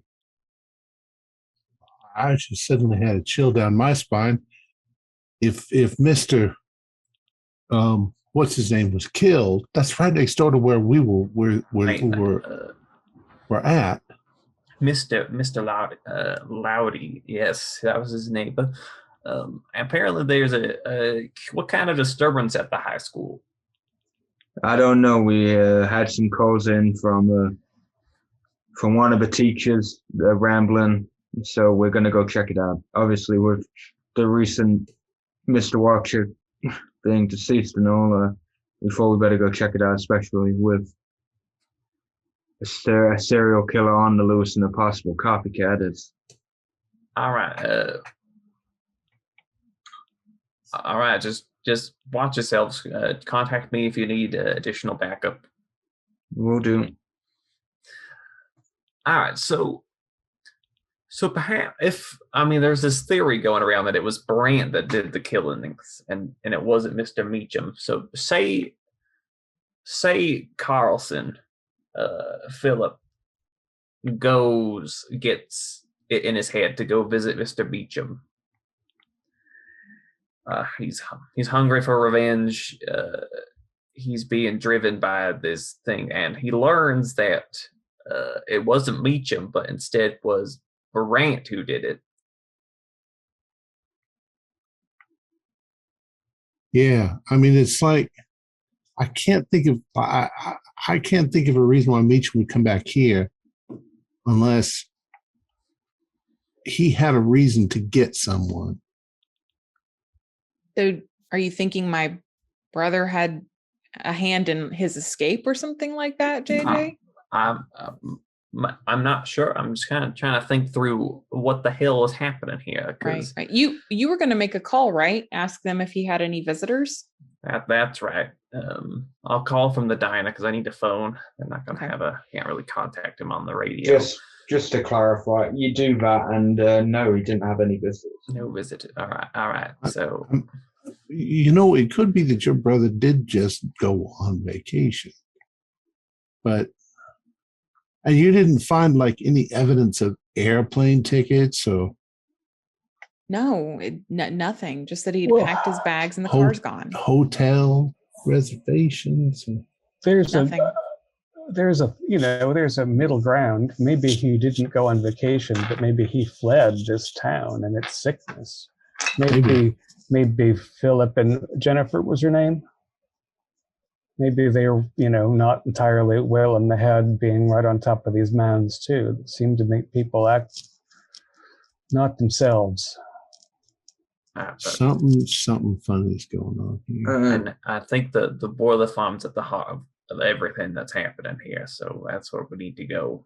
So as you guys have been having your lunch at the diner anyway, as you started to eat, you did notice, but the library owner was in there, and he was there. He obviously he's quite old. He had a little walking stick, and as you guys entered, sat down, started eating. He just left, and he started walking down the road, and you just see him. See you later, Pedersen. He won't hear me. Now he was. I mean, we arrived and he was in there. When we came in, he left. Yeah, when you sat down, and probably a few minutes after you sat down, then he just left and walked out. I would ask if he was over listening us, but he couldn't hear. So, I mean, could he? You think he was just pulling your leg earlier? I don't see any reason why he would. He didn't look like anything but an old. Everybody in this town isn't acting right, so it just got me thinking about that. Chicken. They got the giant maggot chickens. Oh my god! Well, did we eat chicken yesterday? Let's see. I mean, there would have been eggs in the pie. Yeah, we just had pie. Oh yeah, that's on the right. road. Pie and coffee. But pie's got eggs in it. Pie crust might have egg white rubbed on it, although I wouldn't expect the little maggot eggs to be able to survive being whipped and baked. Although I have been feeling an odd extra limb lately. Yeah, you might want to get that little fuzzy tentacle looked at, sir. I want to get this over with and get the hell out of here. This is the creepiest shit I've ever been involved in. All right, well, let's head up to the boiler farm, and then we can be on our way. Detective Lewis, you don't happen to have another sidearm or some such in your vehicle? I have my sidearm, and I've got my long arm. Yeah, I don't imagine that. Can't really go up with a shotgun and be hospitable. No, indeed. Well, I'll just. I've got a big knife if things get that hairy. Wouldn't mind a snub nose in my boot. I've got two guns, and I'm going to use them to run as fast as I can away from anything that's coming. I guess these are guns. These aren't guns. These are guns. You could jump on my hands. So, are you guys you finished up, or are you going to head off straight to the boiler farm? Yeah, right. And I think we are going to stick together. You don't think we should go look at? You don't think we should go look at Wojcik? What? I think we know. Any of you see? There's a scary ass German art movie called The Tin Drum. You know how they breed eels? When they slaughtered a house, they'd put slaughtered a horse, they'd put the horse head into the water where the eels were. And the eels would go inside to eat all the sweetmeats of the horse, and they'd haul the horse head up and pull the eels out hand over hand. I have a feeling that Mr. Wojcik's head was in the refrigerator because they want to have more of these long black worms. Cynthia, how's your worm looking? Does it look like it's weakening at all from hunger? How's it looking? It's because I said it's not having any food. It shrunk a little bit, not by much, but it shrunk a little bit, and its black colorings fading slightly, but it's getting a bit more aggressive in the jar. Maybe it needs to eat the chicken, and that otherwise it'll revert back to its normal size. It needs to eat something that it shouldn't have access to. I mean, this thing was thriving on Lodi's dead body. Well, if Lodi was eating the chicken, what if everybody in this town is stark raving mad? Cynthia, I don't know if it's eating the chicken. I think that whatever they're doing to the chickens has run off into the pipes, and it's the bursting of those old pipes that have caused this to spread. Except that the pipe wasn't bursted. The pipe was in Some It wasn't pressure broken. underneath the pipe that was driving things upwards. And that can't be, I mean, I don't mean to sound like a superstitious hick, but the first 3 mounds showing up with people who were directly related to the killings 10 years ago seems like something that ain't a coincidence.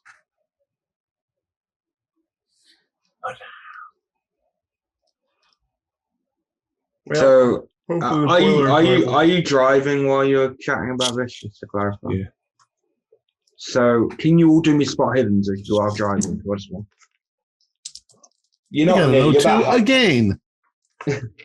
I don't know how that's about 2 O2s in a game. A 70 is a fail. As is 76. Okay, so Cynthia, as you, we're just going back in time a little bit because we're assuming that. So, you're driving out of a diner, you're heading back, and now we're kind of, as you're having a conversation, your eyes kind of drift just to the side a little bit, and you see in the woods, like in the foresty bits, you see that the old man, Pedersen, he's up against a tree.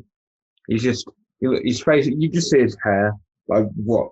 And he's just up against a tree, and it looks like he's moving a little bit. Slow the car down. Stop. The deputy is behind you as well, by the way. The deputy's in his car behind you. So. And I point. Is that old man Peterson, the librarian there against that tree? Is he all right?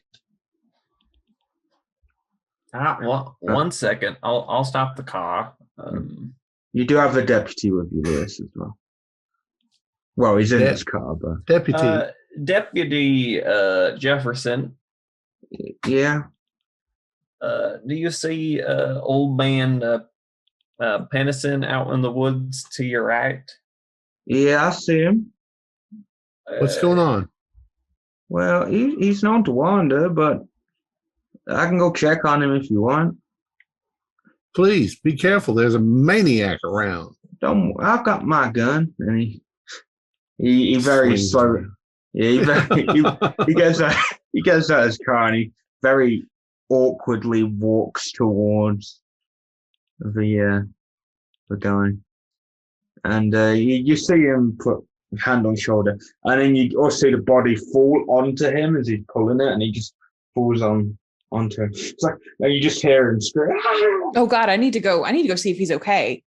So I'm getting out of the car and running. Stop. Yeah, the car stopped. I'm gonna pull the old man off and check the old man over. So what you'll see with the old man is because the deputy you did see the deputy kind of pulling on him, saying if he's all right.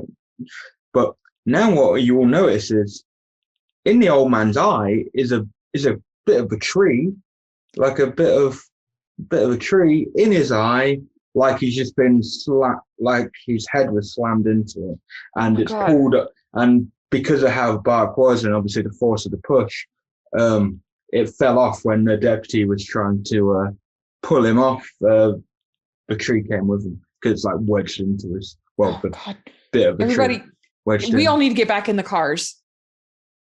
We all need. He was murdered. Jameson and Royce come in. This is Detective Lewis. Over. Yes, Detective Lewis. We have another death on our hands. So do we.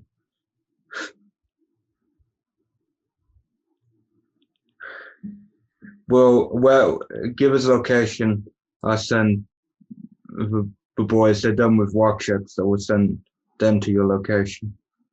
We are south of the diner, out in by the side of the road, near the woods. Okay. Yeah, we're sending. I'll call it in a second. And you hear a bit of spewing in the background. Yeah. Okay. We'll be in touch, Detective. This other death, is that at the high school?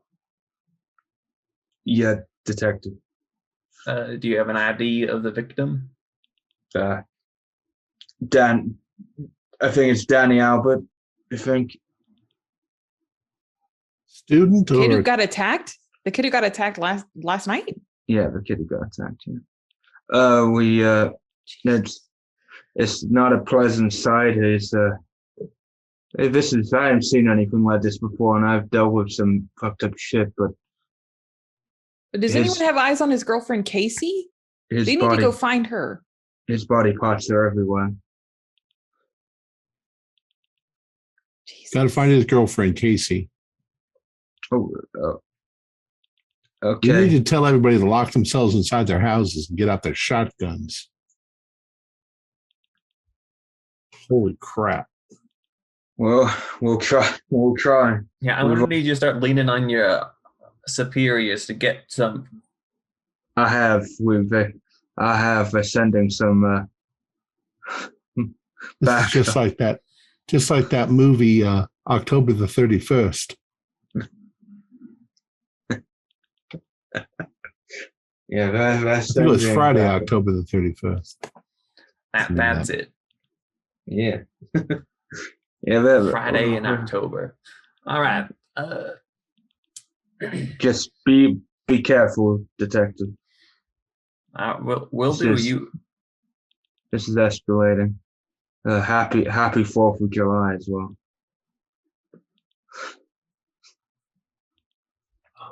Dear God, please get me through the next couple of days. I mean, we're still gonna go up to the Brant farm and then out. I'm taking you guys back to Nashville. This is Sounds like a plan. Or to some bio facility where we could be checked out for a few days to make sure we're not infected already. We've been right on top of these mounds. I think, well, Detective, you're the only one here. You're the only one here armed, right?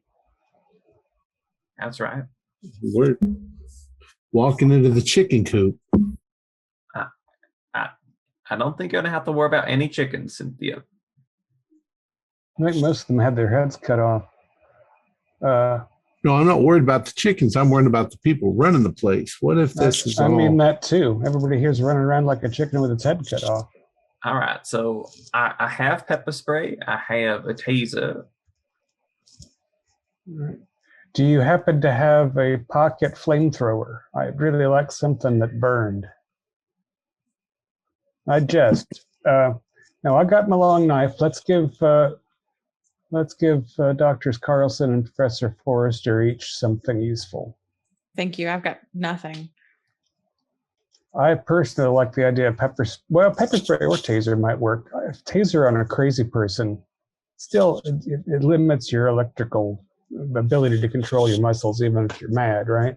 Right, it'll put you on the ground and mobilize you. I'll take the taser then. Okay. So you all. I'm sorry. So the deputy pulled Pedersen off the tree, and Yeah, Pedersen's and- body sort of fell on him. Yeah, with It- the tree still in his. Is the Aye. deputy staying behind to wait for the feds, or is he following us up to the? Oh, he's staying behind because obviously the feds aren't here yet. You do see him throw up a little bit. Yeah. Just wait. I mean, listen, son, wait in your car. Oh, okay. Keep What? the doors locked. What the hell is going on here? Detective. This is gonna be worse than 10 years ago. It already is. All right. To the Brant place. Let's go. Okay, so you head up and you start to see like there's not many people in town, little under 1,000 as said, but there's crowds, like little mobs forming, and there's still some setting up like the fireworks for tonight for the 4th of July, but there are like clumps of people. They've got baseball bats. Some have got guns, and they are keeping eyes. Well, there's safety in numbers at least. Yeah. As long as they don't think you're involved, but But yeah, you eventually reach the Brant farm. The Brant farm has, when you get there, there's several large structures on its property. There's an admin building where the business is conducted, and then there's 4 grow-out barns, a rearing house, a laying house, the Brant house, and the hatchery. Is there anybody out here that we can see? Yeah, you are actually greeted by a familiar voice for whoever spoke to the security guard. I was the one who spoke to him.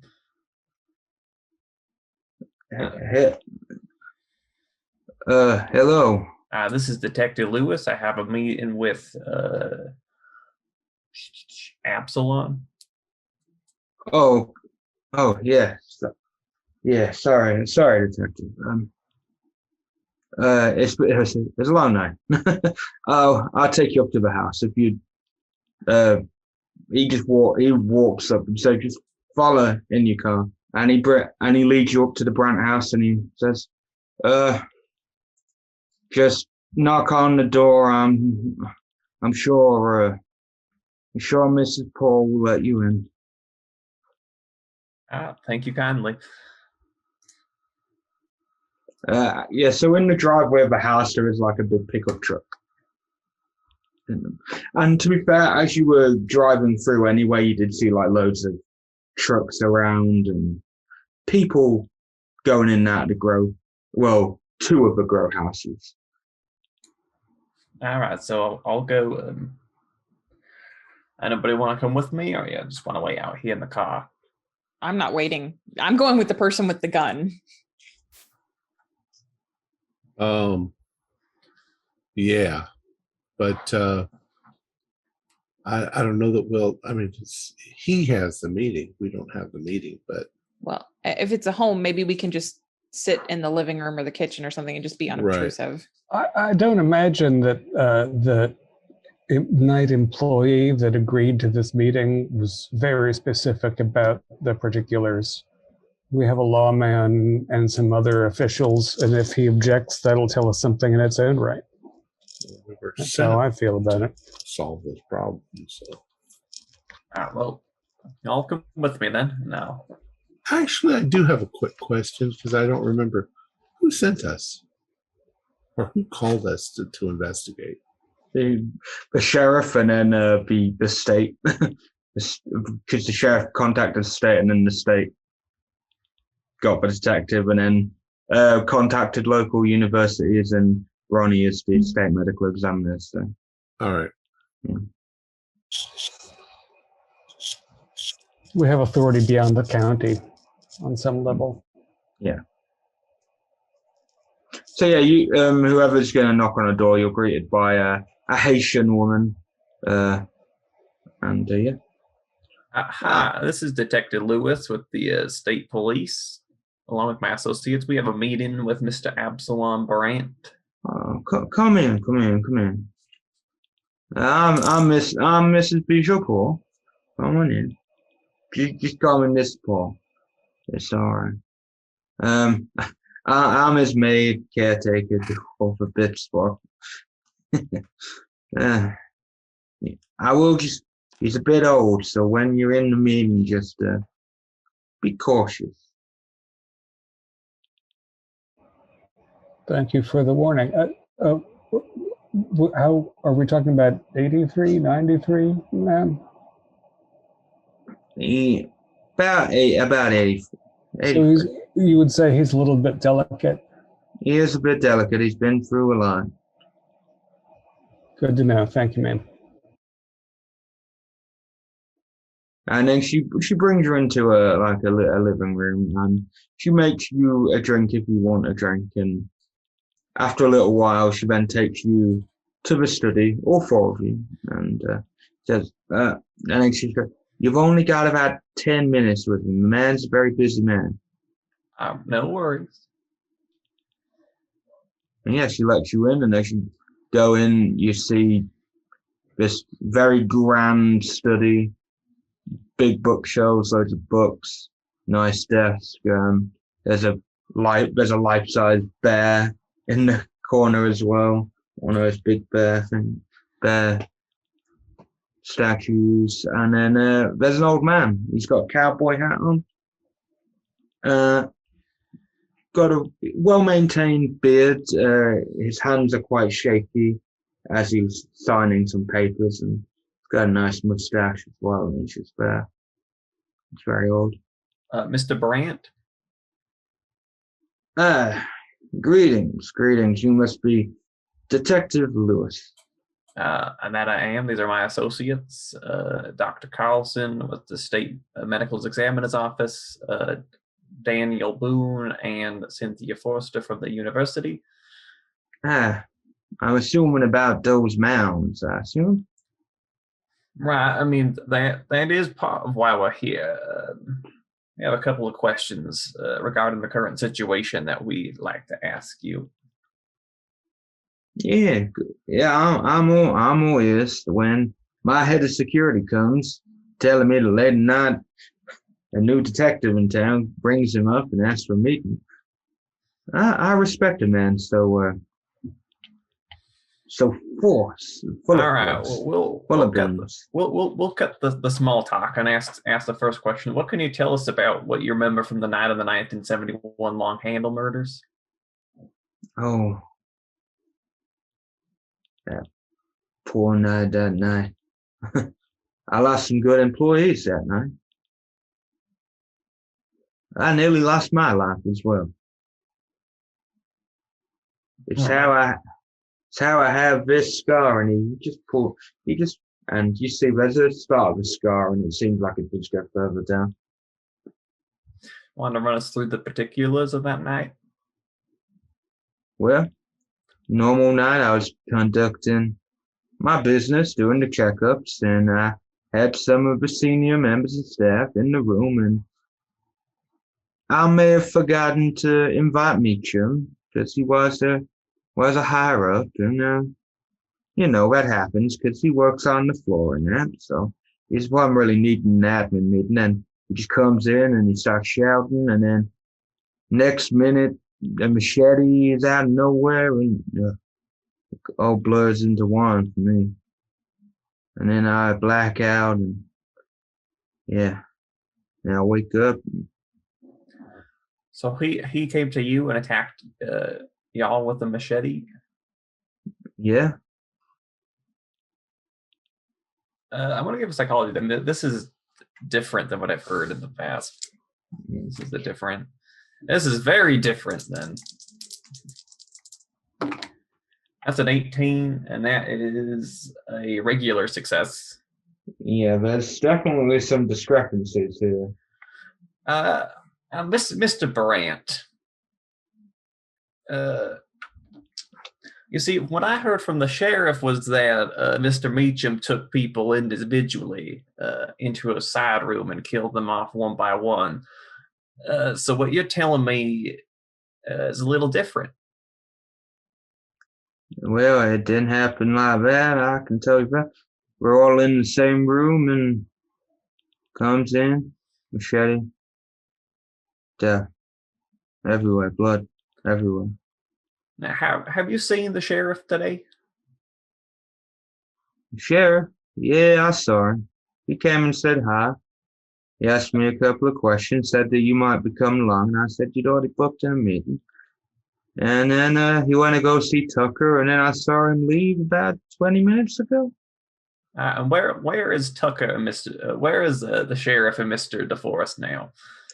Tucker's probably in his office. When I say office, one of the grow houses. He's a brilliant man, Tucker is. He's brilliant boy. And we've been made aware that there is an old sewer system that was kind of based out on your property that was decommissioned was built in 1873 and decommissioned sometime in the early part of this century. Yeah, 19. most likely. Do you know where that old sewer facility is, or where it would open up on your property? There's probably there used to be quite a few open bits, open areas, hatches, but they've all been since done over. I don't know about. There was the one in the grow house 4, but I say grow house 4, and yeah, that's the only one that I think might be accessible. But grow house 4. Yeah, that's Right. Where Tucker works out of, but he wouldn't be interfering with that. That was a big metal thing over it. He wouldn't have been able to lift that up. Don't even know the combination to it, because we make sure there's a lock on that. Combination lock. Don't want anyone going down. You might want to keep a closer eye on your associates. We have evidence to the contrary. Evidence? Well, Mr. Brandt, the mounds that have developed all appear to have been nodes on that old sewer system, and something has shoved them up out of the soil, and with them a biological contaminant that is a matter of some concern. Well, I know nothing about that, my friend. And Mr. Deforest, he was involved with his own business 10 years ago, but he was here the night of the murders? Yeah, him this father, no, Mr. Deforest wasn't. No, Tucker wasn't. Oh, his father was. Yeah, his father was. Yeah, Tucker wasn't. He was obviously around, but he wasn't there that night. I'm sorry, did Tucker Deforest's father survive the night, or was he one of the victims? Yeah, Tucker's dad survived. Not for too much longer. Alcohol got that man. Who else was here that night? That night, Mr. Carlson rescued. What a brutal way to go. And then there was me, Meacham, and he lists a few of the other staff members. And Joe Royce, he was briefly there, but he'd left before the commotion started.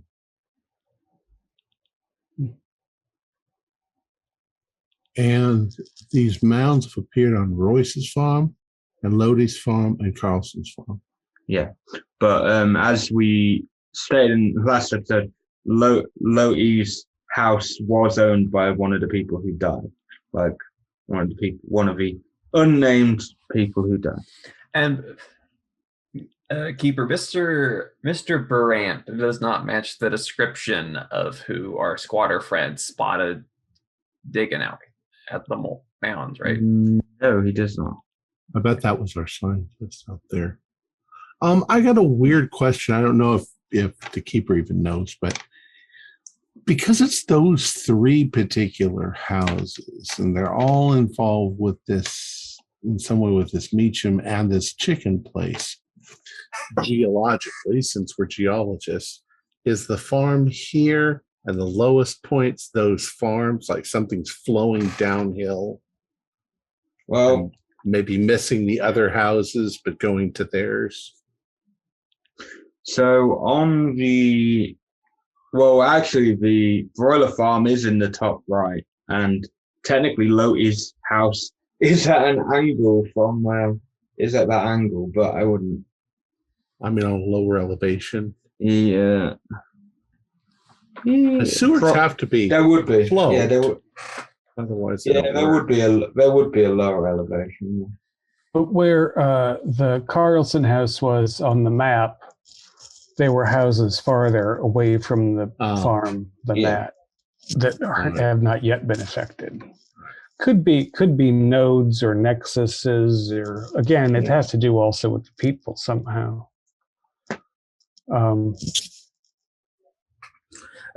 Lewis, Sorry, Lewis, you can actually do me an idea roll, because You thinking about Absalom Brand and then thinking about the description Joe. All right, 29's a pass. Yeah, gave you.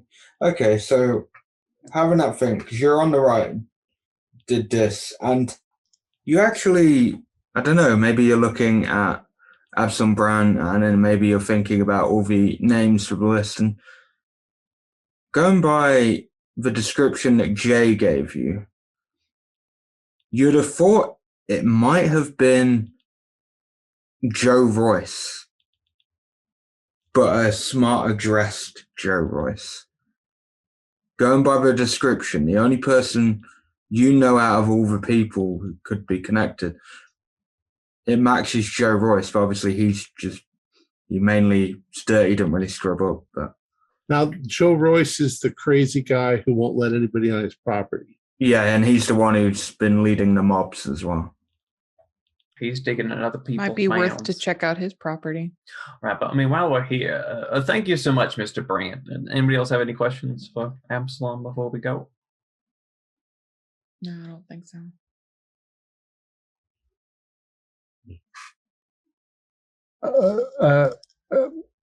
I understand that since you've hired Mr. Deforest for his scientific help, he's been treating your layers in some way to make them bigger and tastier. Yeah, he's been helping me make better chickens, bigger chicken. Not too big. Not like massive chickens, but Yeah, plumper, better. juicier. Yeah. Is it a breeding program or a feeding program or a training program? Bit of everything. I don't understand he's very smart. He's a very intelligent man.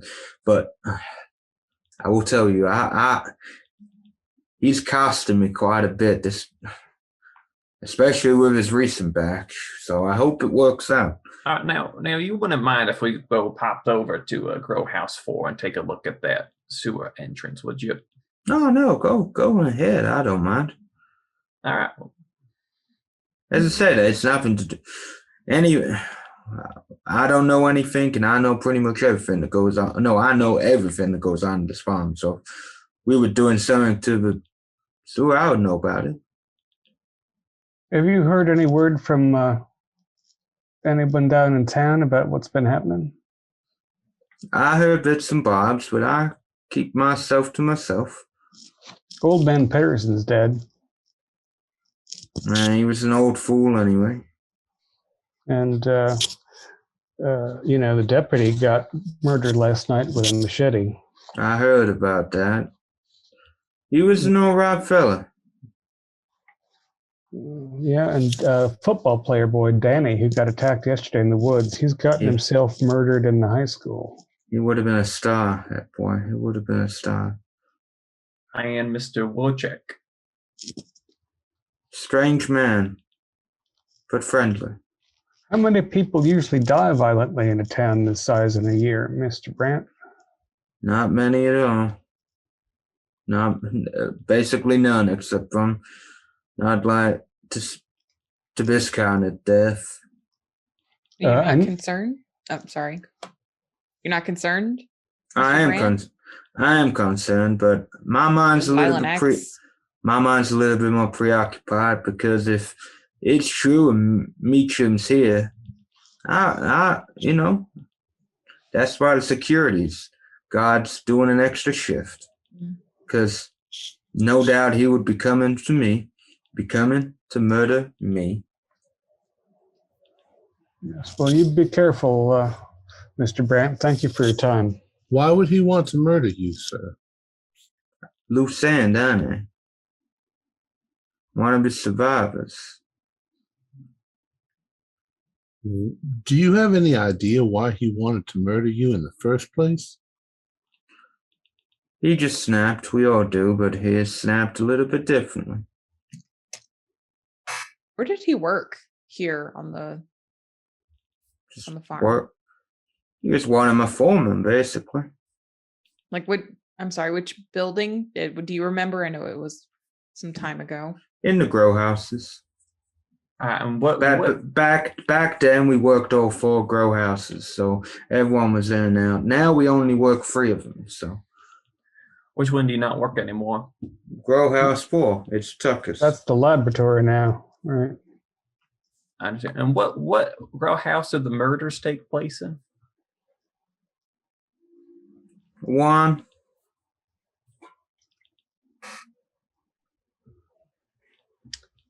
So that's where you were holding the meeting he wasn't invited to? Yeah. And now, so another question for the keeper. He's saying that he was in a meeting of higher ups and they got attacked. Mm-hmm. But the people who got killed weren't necessarily higher ups, right? Like they were just No. workers. Some of them were workers got killed. Maybe a couple of the senior, maybe one of the senior members. And Absalon's here telling us that he came and attacked a meeting of okay. Yeah, there's a lot of discrepancies. Yeah, Mr. All right. Thank you so much for your time, Mr. Brandt. You're welcome. Okay. We're leaving. Is this the map you showed us? Is it a walkable distance from the Brandt house to the Grove? Yeah, it's a walkable. It would be silly to get into a vehicle. Yeah, it'd be The silly. administration building's across the street, but we could just walk. It's a number of yards. Right. Yeah. There's no point getting in a vehicle unless you were. I think there's a little bit of a point. I'll drive over there. I like to keep my shotgun close. So Okay. there's a couple things that struck me. We're all sitting inside the detective's vehicle going, Yeah. that man's a liar. Every single time you mention somebody, including the high school boy, he seemed to know something. That seems awfully unusual that a businessman who's 80 years old and living in this would know anything about the kid who was murdered, unless he knows Small something. town, maybe. Yeah, but that's not that Big small football of a town. star. Small town. I figured he'd know the librarian because they're both old. I didn't Right. figure he'd know the high school boy. It just seems like it's all connected. I mean, you're a detective. You're the detective. Detective, you're the detective. Right. That's my job. There's too many connections here that are. Look, Cynthia. The issue we have here is he's mixed up in this somehow, some way, but we don't have any hard evidence. There's nothing I can do. What if there's something at the moment? I keep thinking if they're experimenting on chickens and they're going so far as to feed them, and maybe they're bad experiments, they're flushing down the old sewer pipe, and they're trying to cover this all up because they would be closed down by the government. All right. So if you kill enough people, you make everybody leave town, and you're left undisturbed. Such Well, an let's hope we extreme can measure. shut him down before he kills more people. I don't know. I mean, what are you suggesting, Cynthia? Just go in there and shoot the man? No. I think we should find out what's going on. I'm just saying it seems like there's just All right. Well, we're gonna go. so much going We're on. gonna take a look at this place where they're gonna be dumping things. We're gonna go look at grow house number 4. If Mr. Deforest can't explain what's going on, then no one can. And either way, we are going to take ourselves to a wholesomer county until the federal government comes down here with B2 full of napalm, I imagine. And Godspeed the good people of this village. I'm sorry, Dr. Carlson, did you know any of these families from your Small family town. connection? Yeah. Maybe It not would've been close, but familiar. Yeah, because it would have been a bit small. Well, it wouldn't have been too much smaller 10 years ago. It would have been a little bit smaller. But for example, does Absalom Brandt have family, children? Maybe if he's got a grandson in the high school, that'd be why he knew who Danny was. Yeah, he would have children. If there's a high school here, then it's not that small of a town. No. Well, it could be, a regional high school and then the middle school's 2 towns over and something like that. Right. Because they're all Now- too thin. the sheriff was supposed to be out here talking to Deforest. Is his car over by the grow house? Yeah, he left 20 minutes ago, Go. but we didn't pass him on the many streets and byways. Well, and Yeah, if you- you'll remember, sorry, You don't see his car, just as a interject. Danny and Casey said that the person with that attacked him looked a little bit similar to the sheriff's kids. Maybe that's true. not relevant. I mean, every time a sheriff seems to vanish, more people die. Also, Danny said that the attacker looked like a cow and was a little taller than him, much bigger. And Casey said it was skinny and taller and looked like a pig. They're Multiple people bad then? witnesses. or That's multiple true. people. All right, well, let's go to Grow House 4. As the keeper smiles with glee as we. It Are you just- going to leave the engine idling in case? Or maybe we'll put the keys somewhere only we know. Now I'll keep the key, but how about this? I will unlock my long arm. It seems prudent under these circumstances. Okay. So, And in fact, I mean, under the pretext of there's a killer on the loose, I think I'm going to bring it with me. Right. This is not the Brant residence. This is just a grow house. I think that is entirely within reason. okay, so you get to the grow out barn, and it looks like all the others. They're windowless. The door's a little bit different, but it's, you can get in. It's not. It was locked. It appears there was a lock on, but going from your skills as a detective, Lewis, you can say whoever locks it was probably in a rush, because it looks like they went to go like that, but they missed. They didn't click it Well, fully it up. looks So like, they've left it unlocked, and we have the permission for Mr. Brant to enter. So let's let ourselves inside. So as you enter, you are met with a whiff, because you will see that all the chickens in this grow out barn are dead. Whoa. Good Lord. Like slaughtered or just They're just dead. They're not. Well, it's not like a bloody mess, but the barn smells like strange chemicals, ammonia, and rot. Oh boy. Well, the chicken shit is ammoniacal. You can all do me Yeah. a sanity check for this, like sudden just. 69 is a fail. fail. Huh, me too. Oh, 8. Okay, I didn't if you- I wanted to fail. If you succeed, just take 1. If you fail, 1d4, please. You were expecting a giant chicken, and when you didn't find it, you were like secretly relieved. I'm expecting for them to lock the doors and gas us all. So the entire interior of the barn is vast. There's pipes full of water that run down the length of the barn, just over the floor. Feed baskets are mounted every few feet along the water pipes, and at the rear of the barn are 2 enclosed rooms.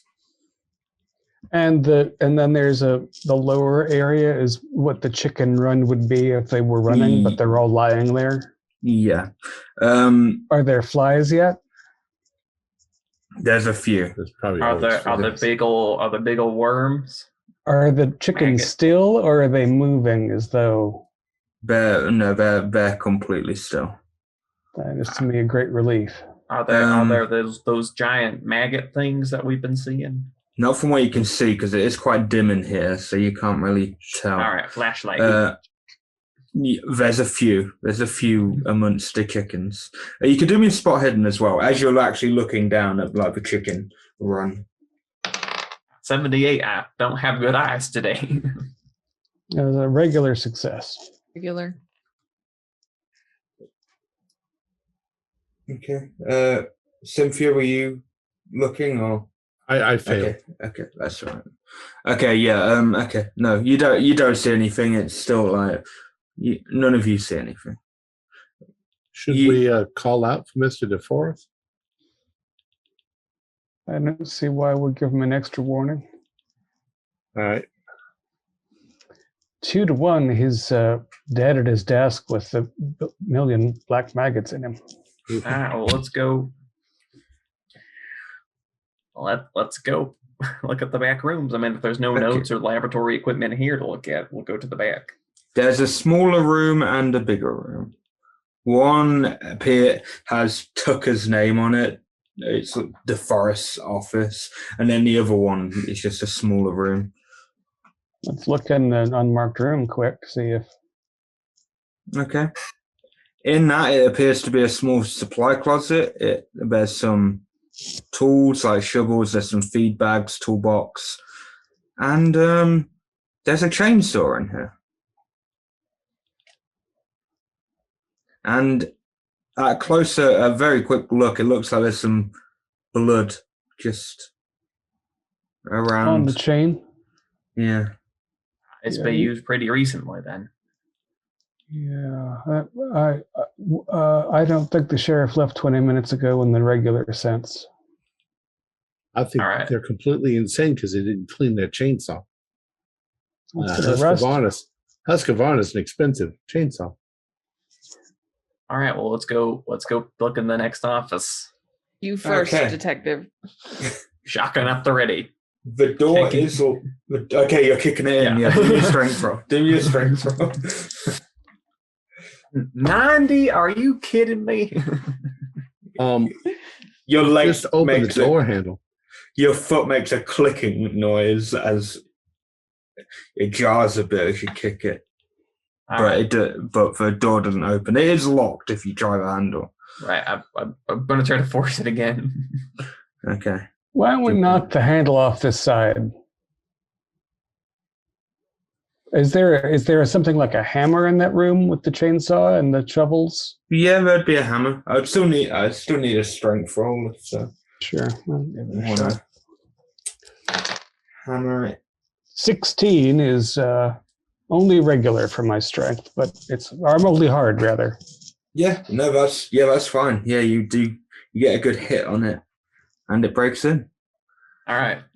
And so the office is strewn with white papers, chemistry books, and poultry raising books. You see like the ABCs of raising chickens is in there.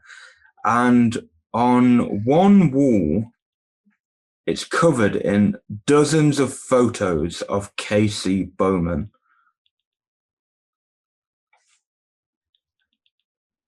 And other wall has made what appears to be moldering fox skin nailed to it. What in the hell? Is there where's the sewer entrance that they talked about? And can you do me a spot hidden as you're in here? All of you can do me another spot hidden. Unless that devil lied to us about this location, as he would probably opt to do. I'm flabbergasted. I'll spend 1 point of luck to pass my spot. I got hidden. 8. You don't need to, Ronnie. Ronnie. So yeah, Ronnie, you will find in a plastic packet hiding. You will find a blood-soaked llama mask. Got my gloves. Just what in the hell? And you will also notice old newspaper clippings on the original long-handle killings. Jameson and Royce. This is Detective Lewis. Over. Yeah, is Deforest the insane killer? You get no response to this. Ah, hell. We got to get the hell out of here. yeah. I'm grabbing the chainsaw before the bad guy gets the chainsaw. I know what chainsaws are good for. I feel all right. So, in the office, are there any documents that might explain I mean, they're scattered everywhere.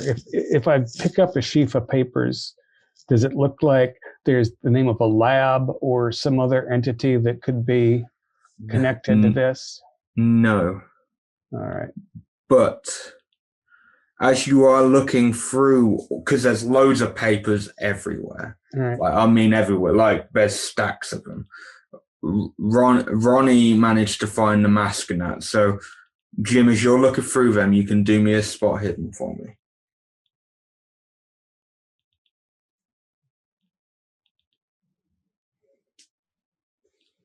37 is a regular success. Okay, so after a little while, you don't find what it belongs to, but you find pages you find pages from a book. You can't really make out what it says because it's in a completely different language. They're strange-looking pages. But and an alien tongue. On the top, it does actually it says the Eltdown Almanac. So it appears to belong to a book, these pages. There's about 5 or 6. Just they look like they've been ripped out in there. All right, take them. Trying to stuff like the. I don't have a. We got to get out of here, though. This is not safe for us to be here. We do. I'm wondering whether or not we should start burning these contaminated areas down, or whether we're going to release further contaminant by making it airborne. I mean, we need to take photographs, and I need to get more people down here. It's all evidence. Yeah, we need the state police. It might be too late for this town anyway. All right, so we're just going. You're taking the chainsaw, and we're getting back in the wagon. Okay, once you're actually out in the main grow house, you can all do me spot hiddens again. All right, 25 is a hard success. Oh, 07. Okay. I can see it all. Okay, so nope. Everyone who succeeds will see that concealed by a lot of the hay and some of the worms and that, there actually is a hole in the floor. Just in like the bottom right. Yeah. So bottom right. There's a hole in there. Trying a flashlight down. I think this is our sewer entrance. Mm-hmm. And as you just looking down there, you see gunk, like loads of gunk, bones, blood, gore, and the head of your dear sheriff. All right. Careful with that chainsaw, Cynthia. Shotgun out. It's time for us to get back to my car and the hell out of the street. Lewis, you were the one closest to that hole. Do me a power roll for me. Oh, God. No. I'll spend 7 points of luck to pass. Okay. 57. Yeah, you briefly hear a voice saying, jump, jump, jump, jump. But you block it out and you manage to. Yeah, we need to get the hell out of here. I'm running. There'll be bags of phosphorus-based materials here, right? Yeah. Something, if the high enough phosphorus content we can mix with water, it'll make a big fire. Don't burn it. This all is evidence. Yeah, there's evidence is one thing, but that pit is still doing whatever it's doing to this whole town. I'd rather see it go up, and we can, we've got the llama mask in a bag, and it's not going to be hard to find. I don't recommend going anywhere near that sewer entrance. We need to get the hell out of here. So, everyone other than Lewis, as you exit the boiler farm, because you can see everywhere in front of you, because there's big gaps, so you can see the house and all that. Other 3 can do me a spot hidden, not Lewis though. 06. Man, rolling hot tonight. Oh. Nope. 24 is hard. In the car and drive away. Okay, Ronnie, you see Casey Bowman walking towards the Brant house. Stop! She's literally at the door and she opens it to go in. I'm rolling down the window. Casey! Casey! She just goes in. Shit. Casey just went in there. We need to go get her, not leave. You know, Come on, JJ, you have the gun. All right, let's go. this is like that time with the island and the boats and the Go get the hell out of here. I mean, what if they have pictures of Casey? Maybe she's involved with this somehow. All right. Hey, so I want to know what are you each doing? Every cell of my body is screaming at me to get in my car and get the fuck away from here. I don't know what the hell's going on. I'm staying near the car. Okay, so you're staying near the car, Cynthia. I'll go with JJ. Well, you're dragging JJ ahead. Yeah. I think I'm going to go back and see what I can do about number 4 grow out barn. Nobody's listening to me. So, Jim, you're going into the grout. You're going back into the grout farm. I'm going back. I'm going to go into number 3 first and look for materials that are flammable. Yeah, you'll easily find them in a grout. Yeah, and the chickens there are, perfectly fine. Yeah, perfectly fine. Yeah, I'm dragging a sack of something that'll burn real good. Okay, so you're going in the grout farm. Cynthia, you're staying with the car. I'm staying next to it, and I'm staying in a spot where I can see anyone coming from any direction. Yep. And I'm going to keep looking around. Okay. With my chainsaw. And Lewis and Carlson, you head to the door of the Brent house. All right, I listen. Before we do that, we'll go to Jim. As you're going to grow out. Can you do me a power roll, Jim? As you're sorting out what you're doing. Hi, Jim. God damn it, that's my highest attribute. And I roll an 88. Ooh. Okay, Jim. You find you do have luck. Yeah. If I can fight my way through that impulse, I will. Yeah. Yeah. Okay, so briefly you find yourself being drawn to that hole. And you're like, come to me. Jump. But you fight whatever you're hearing and you continue what you're doing. And for that matter, if I can fight through it, it's like, this is the right course of action. If a smelly hole can talk to my head, then it deserves to be destroyed. So this is a bit, but can you do me, because it just works with what's going on in that ground. Can you roll me a D4 for me, please? Yes. 2. Okay. The least exciting number. Okay. So we'll come back to that number. So Ronnie and Lewis, you're at the door. I'm listening for do me a listen roll. sounds of murder or Oh, shit, I 56 didn't get the keys. 56 is no good. You did not get the keys. Shit. It's surprisingly quiet to you, Lewis. Is it locked? No, it's not locked. Tell him we forgot something. Yeah. I'll open the door and I'll do the whole you open it while you knock on it kind of thing. Okay, yeah. Mr. Brandt? You get no response. Cynthia? Whatever her name was. What was her name? Casey. Cynthia! Back up the car. Watch yourself. Casey. I'm watching everywhere.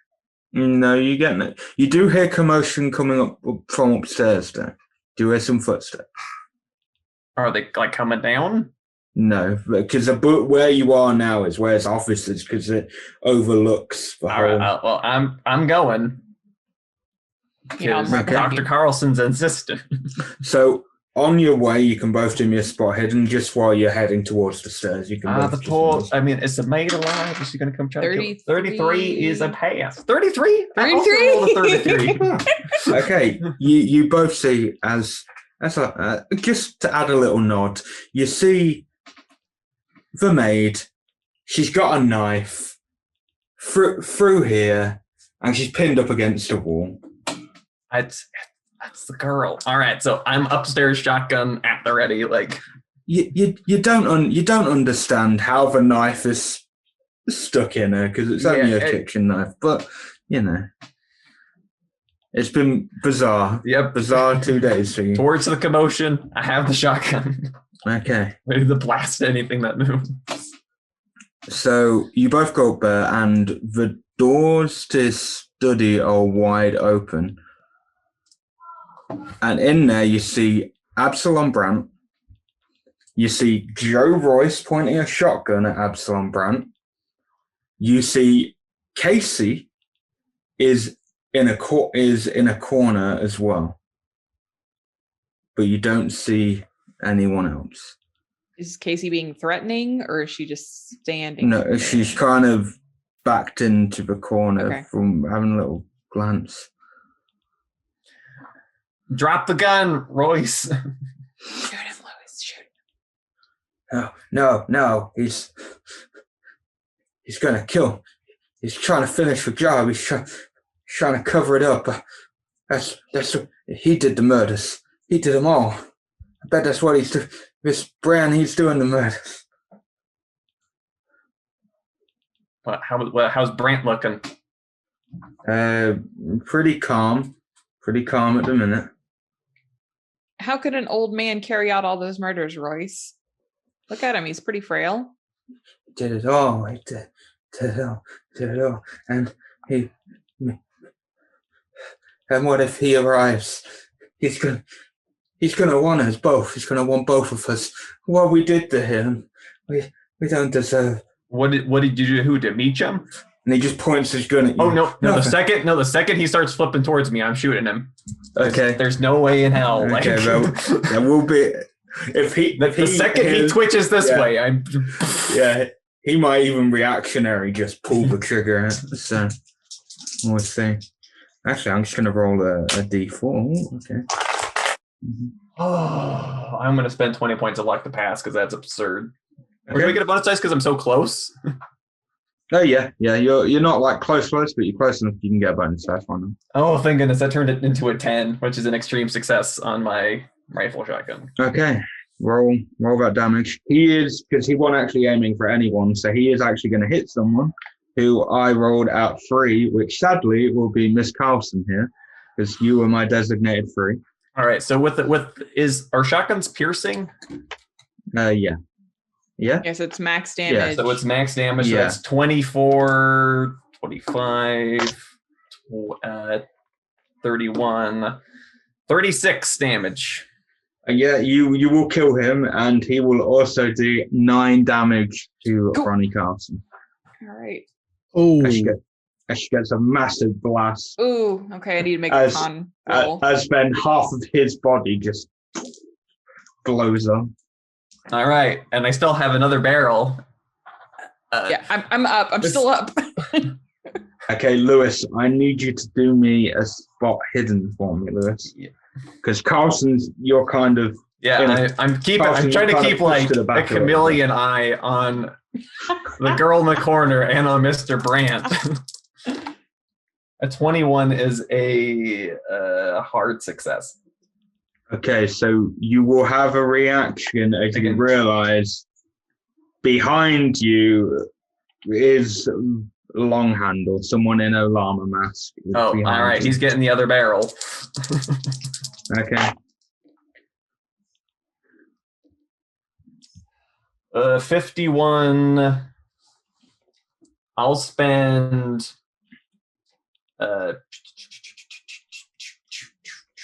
51's a regular.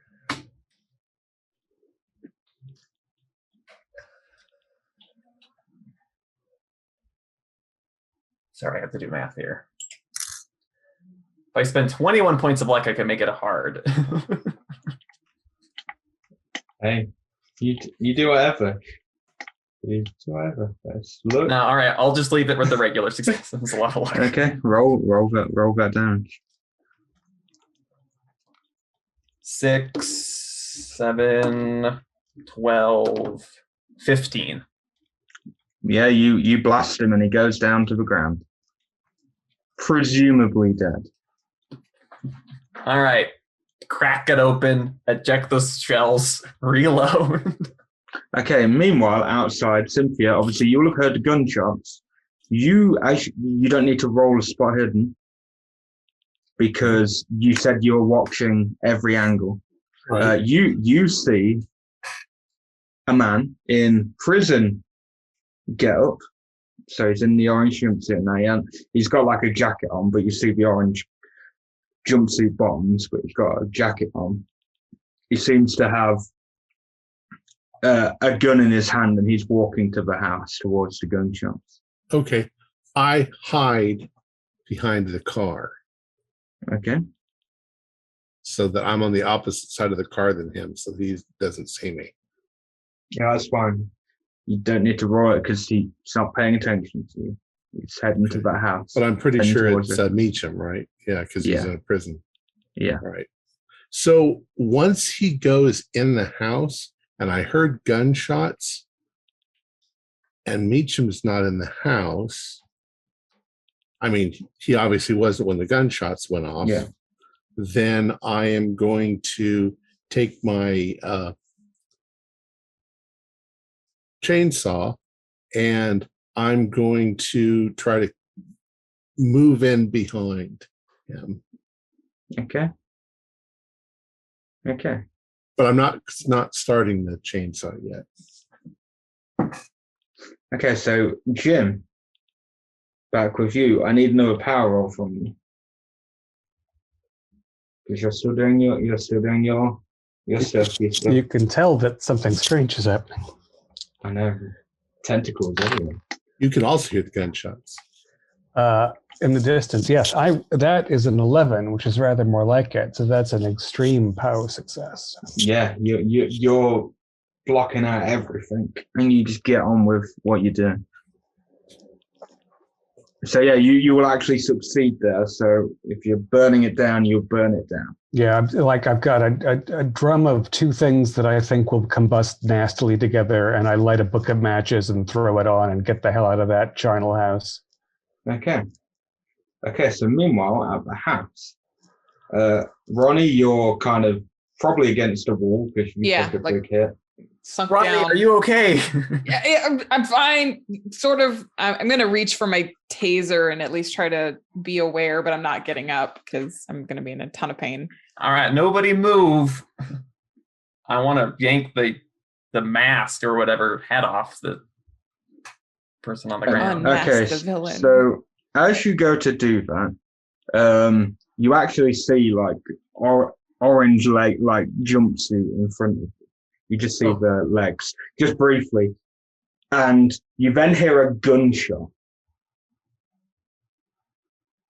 It whizzes past you though, so you get the buzzing. Jesus. Meacham? Yeah, he was. You shouldn't turn your back to a man. And Carson, you'd have seen that Brant had picked up his shotgun. Picked up a shotgun and went to shoot Lewis, but Meacham had shot him before. Okay. And then I'm going to crack down my thing on Meacham's head. You just because you should look behind you, like he just said.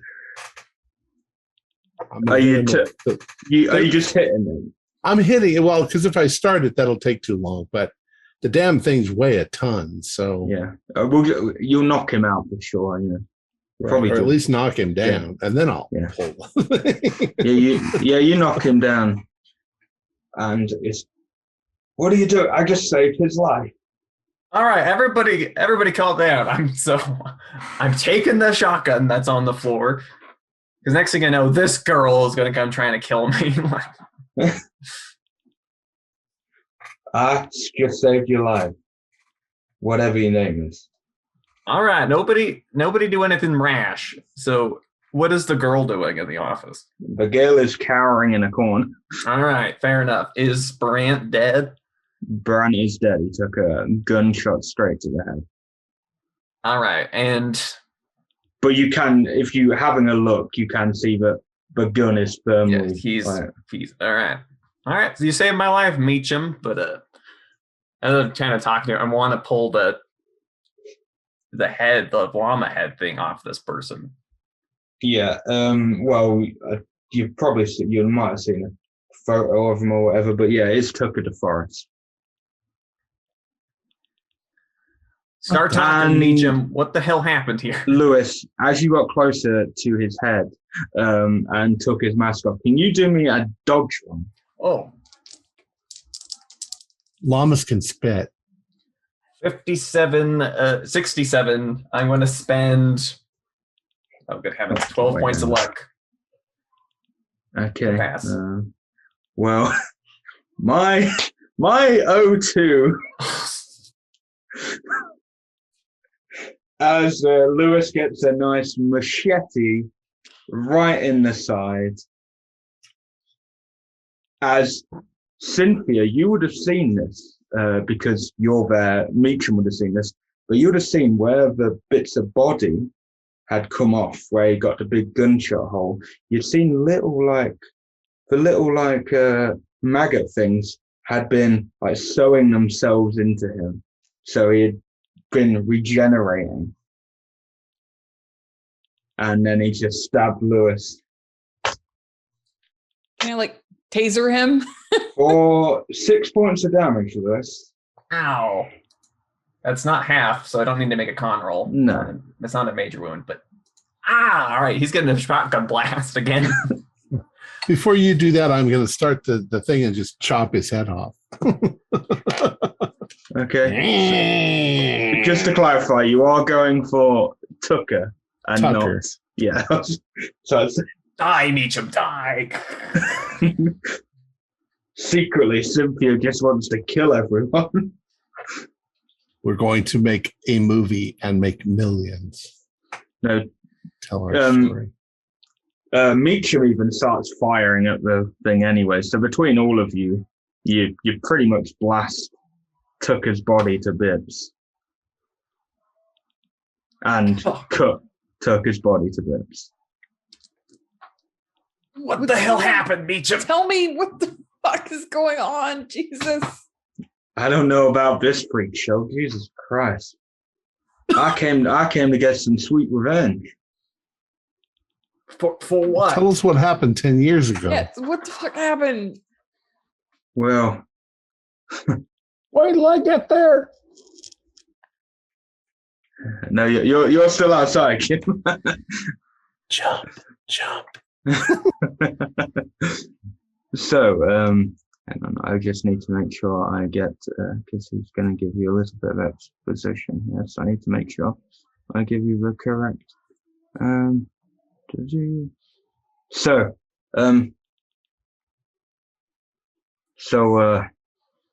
obviously 10 years ago, Brant tried to get me to pay off health inspectors because we were going to fail the health inspection. And I didn't want to go through it.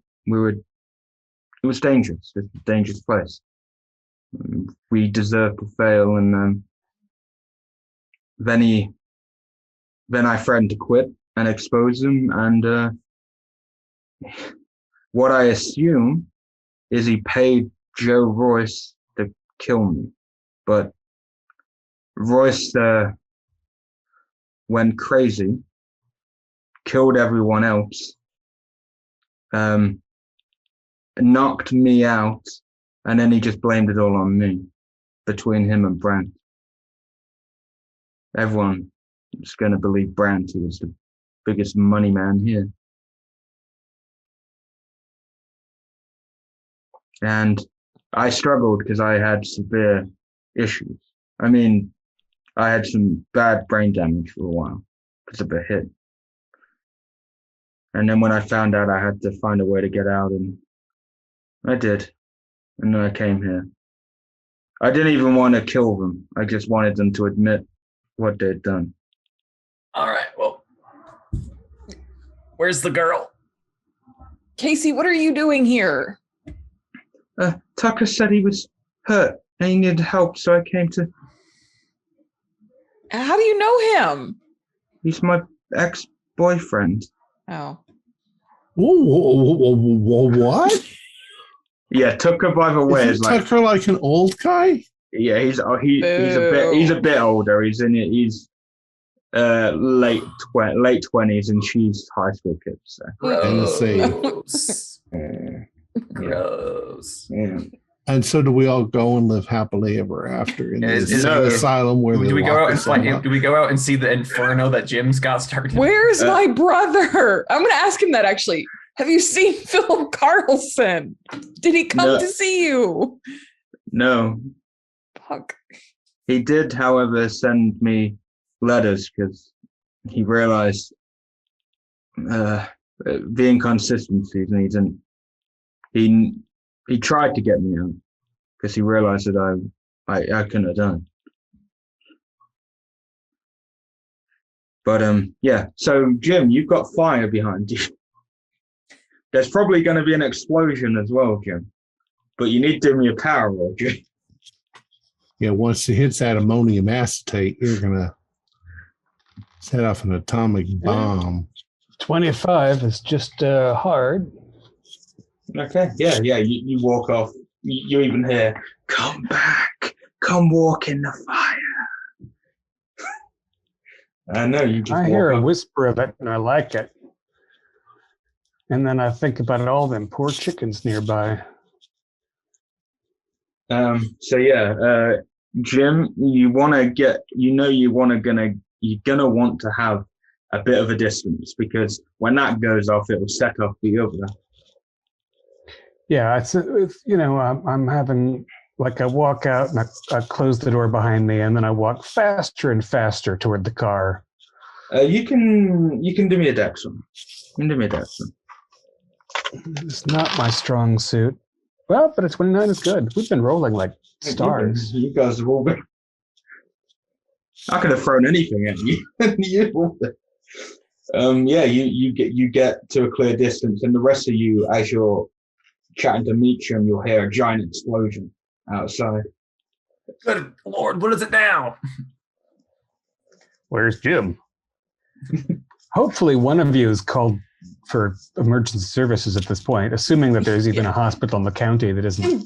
Nearly dead. Yes. No, yeah, everybody. I need to drive Ronnie and myself to the hospital. Let's So- go. All of you in the house, power rolls, please. No. No. Uh-oh. 11. Oh, 5. Yes. I'm gonna spend 14 points of luck. Morgan's God. taking all the bad rolls. How much luck are you down to? Give me a moment to do some math. I think I'm down to 17 now. That's what luck is for.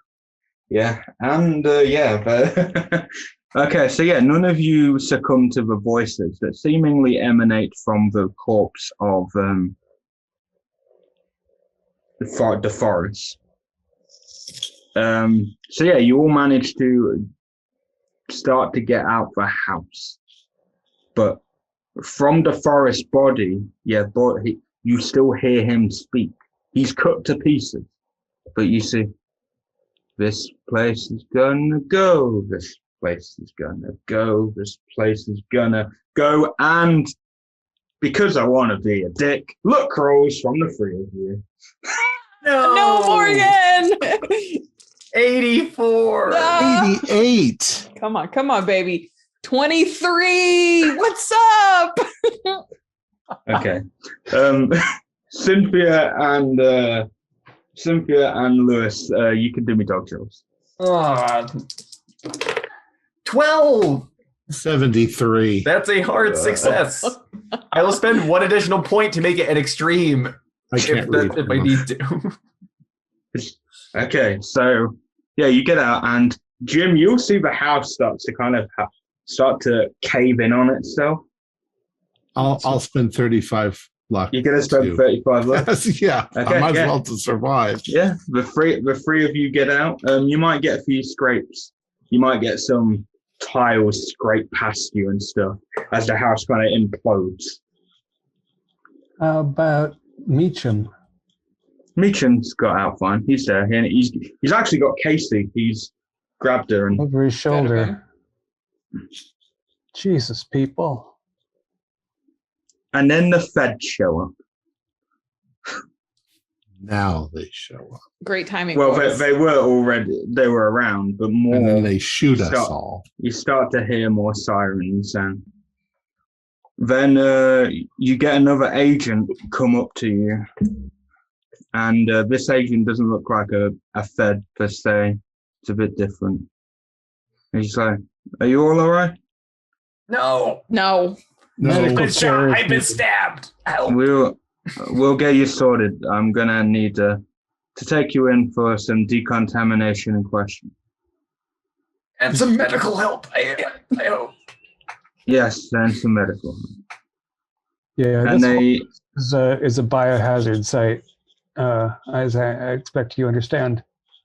does he have a little green triangle on him? You take him in. He takes you to a van, and he puts you in. And there is a JJ. You get put in an ambulance. JJ, actually, you get put in an ambulance. Ronnie, you do too. Just Cynthia and Jim get put in the back of the van. They brought Ronnie out to with pasture. There's nothing we can do. with Meacham and Casey.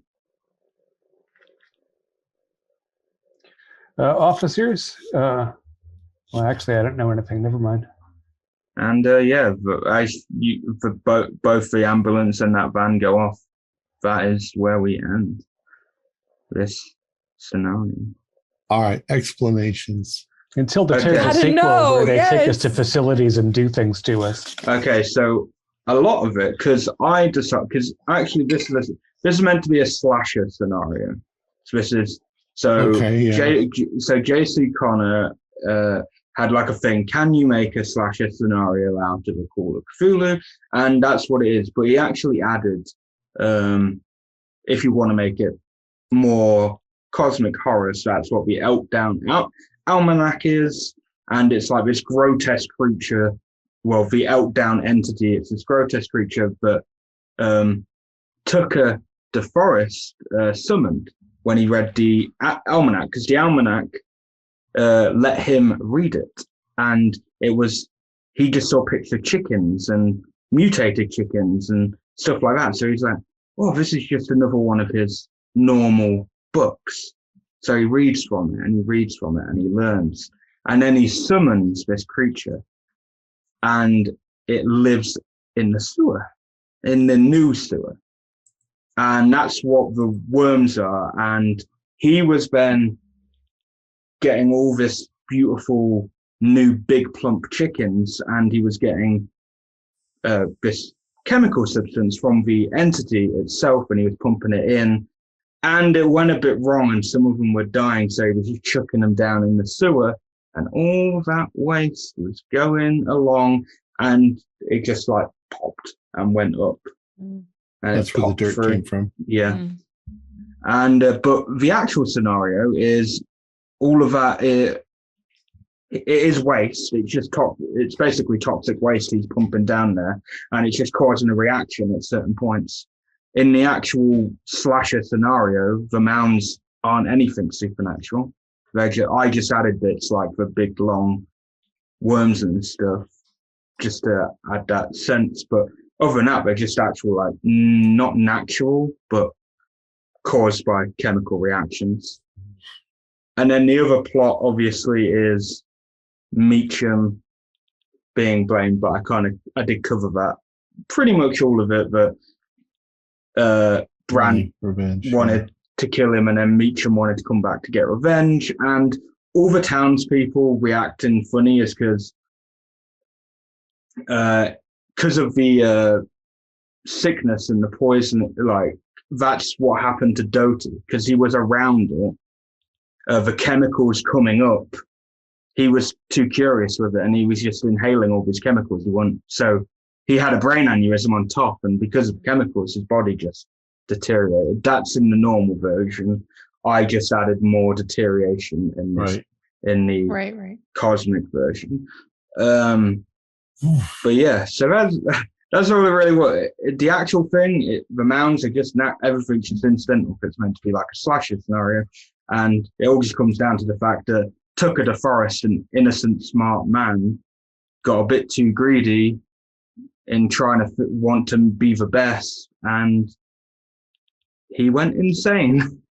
Basically. Where's my brother? Your brother comes back perfectly fine. That He's in asshole. Hawaii. What happened? He with got them out of town in time. I was Yeah, hoping that was what possible. happened is they got out when the mounds were starting, because they were skeptical with the whole Meacham stuff, so they just left for a few weeks. That's all that is. It's meant to play into, oh, maybe they were killed, maybe something's happened to them, but no, they just got out of Dodge. They were They red got out. herrings. Yeah, basically, they got out. Sounds and like- they came back. Sounds like my brother. Don't hear from him for 3 weeks, and it's just like, ah, he's fine. But yeah, it's a nice. You could easily make the scenario. I condensed a bit of it because you could easily make it 3 or 4 sessions if you really wanted to, but I just condensed it and I added the supernatural and then just elongated it. So it only gives you like a little paragraph on the cosmic horror bit, and I just added into it. Cool. So, Good Yeah. additions, Josh. Well done. Yeah. Well done. Our players included David Gasway, Morgan Llewellyn, Holly Buto, and myself, with the Josh Harwood as the keeper of the secrets. We have a Discord server where you can chat with our other members. You can set up private games, and you can learn the finer arts of gameplay and game mastering. We provide audio-only versions of our shows free for you to download from Podbean or iTunes. If you'd like to support our show, please visit our Patreon account. Just $1 or $2 a month helps a lot. Like, share, and subscribe to our channel, and punch the bell icon for updates on our latest shows, and leave us some comments. We enjoy reading them and answering any questions you might have. This is Tom Riley, together with all the members of our gaming club, inviting you to journey with us once again into the darkness for another adventure into the universe of H.P. Lovecraft and the Call of Cthulhu role-playing game. Until next time, good luck, good gaming.